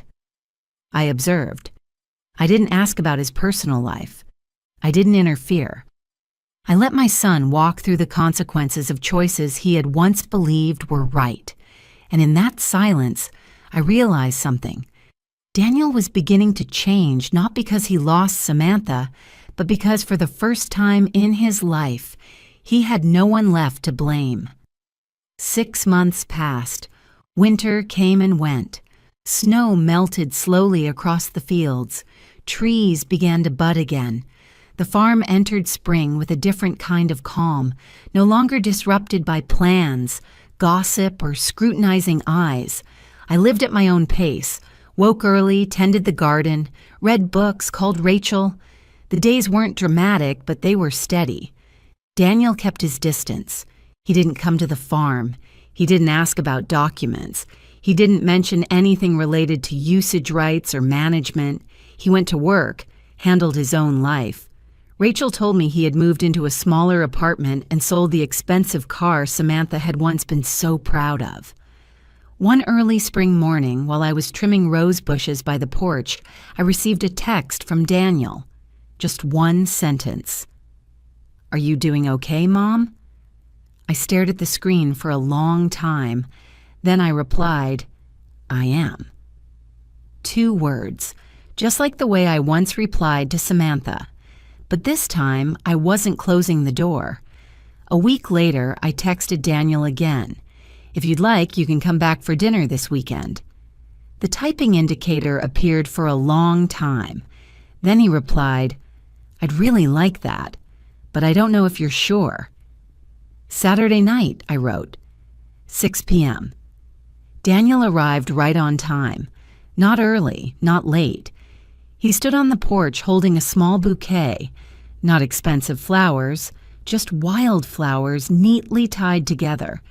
When I opened the door, he looked at me like someone stepping into a place he had once hurt. "Thank you, Mom," he said. Dinner unfolded slowly. No one mentioned Samantha. No one mentioned the lawsuit. We talked about simple things: Daniel's job, the weather, the garden. There were silences, but they weren't uncomfortable. Just the necessary caution of two people learning how to speak again from the beginning. After dinner, we sat on the porch. The sky darkened. The lights inside the house came on. Daniel looked out across the field, then turned to me. "I know things will never be the same again," he said. "Good," I replied, "because the way things were wasn't okay." He nodded without arguing. "I don't expect you to forget. I just hope for a chance to do things right." I looked at my son carefully.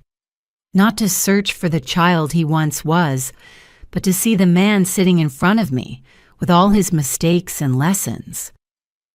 "Everything has to start over," I said, "not from feelings, but from respect."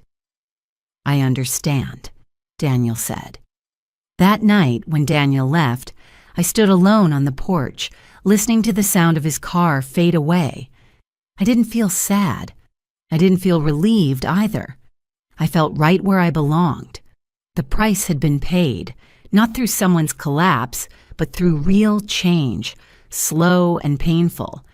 And I knew that if Daniel wanted to remain in my life, he would have to walk that path on his own 2 feet, not like before, but as a new beginning, with clear boundaries and truth no longer hidden. The next meeting between Daniel and me didn't come long after that first dinner. There was no formal invitation, no elaborate preparation. One morning, he simply texted me, "Do you have time for coffee?" I stared at that message for a long time, not because I hesitated, but because I realized I was no longer afraid of that question. We met at a small cafe in town, a place Richard and I used to stop whenever we went to buy supplies for the farm. Daniel arrived a few minutes early. He stood up when he saw me walk in, a little awkward, unsure whether he should hug me or just say hello. I nodded and sat down. The air between us was still cautious, but no longer heavy. We talked slowly. Daniel told me about his job, his new apartment, about nights spent learning how to be alone after years of being used to someone else's voice. I listened without interrupting. There were long silences, but I didn't rush to fill them. I had learned that silence isn't always emptiness. Sometimes it's where truth reveals itself. Finally, Daniel looked straight at me. "Mom," he said, "I know I don't deserve forgiveness right away, but I want to say I'm sorry. Not just for what happened, but for not seeing you as an independent person." I looked at my son for a long time. I didn't feel anger. I didn't feel the need to list old wounds. I saw someone who had fallen, slowly getting back up and knowing exactly where he had gone wrong. "I forgive you," I said, "but I don't forget." Daniel nodded. He didn't expect me to forget, and I didn't want to, because memory is the boundary that keeps things from repeating themselves. Forgiveness, to me, isn't erasing what happened. It's accepting it as part of my life and moving forward without letting it define me. My will remained unchanged. I made that clear, and Daniel didn't object. He understood that some decisions no longer belonged to emotion, but to protection. I didn't rewrite my will to punish anyone, nor to hurt anyone. I wrote it to remind myself that my life until my very last breath is still mine. The farm gradually returned to its original meaning. No more loud parties, no more glittering lights for show, just the wind, the smell of soil, and a familiar rhythm. I fixed a few small corners, not to upgrade, but to care for them. I planted another row of trees on the western side where the afternoon light is gentlest. Every morning I walk around the farm not to control it, but to feel it. Some afternoons Daniel stops by, never unannounced, always asking first. He helps me mend a fence, replace a rotten board. We work side by side, speaking little, doing more. No old roles, no old expectations, just two adults learning how to be close in a new way. In those quiet moments, I found myself again, not the mother who must always sacrifice, and not the woman who has to prove anything. I am simply me, a person who has walked through loss, betrayal, fear, and stood firm. I returned to reading, to journaling, to learning how to say no without guilt. I understood that love should never come with the cost of losing oneself. The greatest lesson I carry isn't how to protect assets, but how to protect boundaries. Loving does not mean enduring. Family is not a place where you must stay silent when you are hurt. True peace doesn't come from pleasing everyone. It comes from living in alignment with your values. I chose a peaceful life, but one with limits. I open the door, but I don't remove the lock. I allow others to step in, but I don't allow anyone to take control. And within that balance, my heart feels much lighter. Evenings are quiet now. I sit on the porch, watching the sun sink over the fields. The light at the end of the day isn't dazzling, but it's warm. It doesn't erase the darkness that came before, but it's enough for me to clearly see the road ahead. If you've stayed with me to these final lines, I want to pause for a moment, not to tell more of my story, but to listen to yours. Each life, especially in the second half of the journey, carries losses, silences, and moments when we ask ourselves, am I living true to my values? If somewhere in this story you caught a glimpse of yourself, a mother, a father, someone who loved too much and endured too long, then you are not alone. Please tell me where you're listening to this story from, a big city, a small town, or a quiet corner of the world. If you've ever stood at the boundary between love and self-respect, I invite you to share a few thoughts in the comments. I read every word, and I value every story entrusted to me. If this story gave you even a little strength, a little courage, or simply the feeling of being understood, please tap the like button to help pass that feeling on to others. And if you'd like to continue walking with me through stories about family, boundaries, and late but necessary awakenings, please subscribe and stay tuned for the next episodes. From the bottom of my heart, thank you for staying until this moment. Your presence is the gentlest light after years of darkness.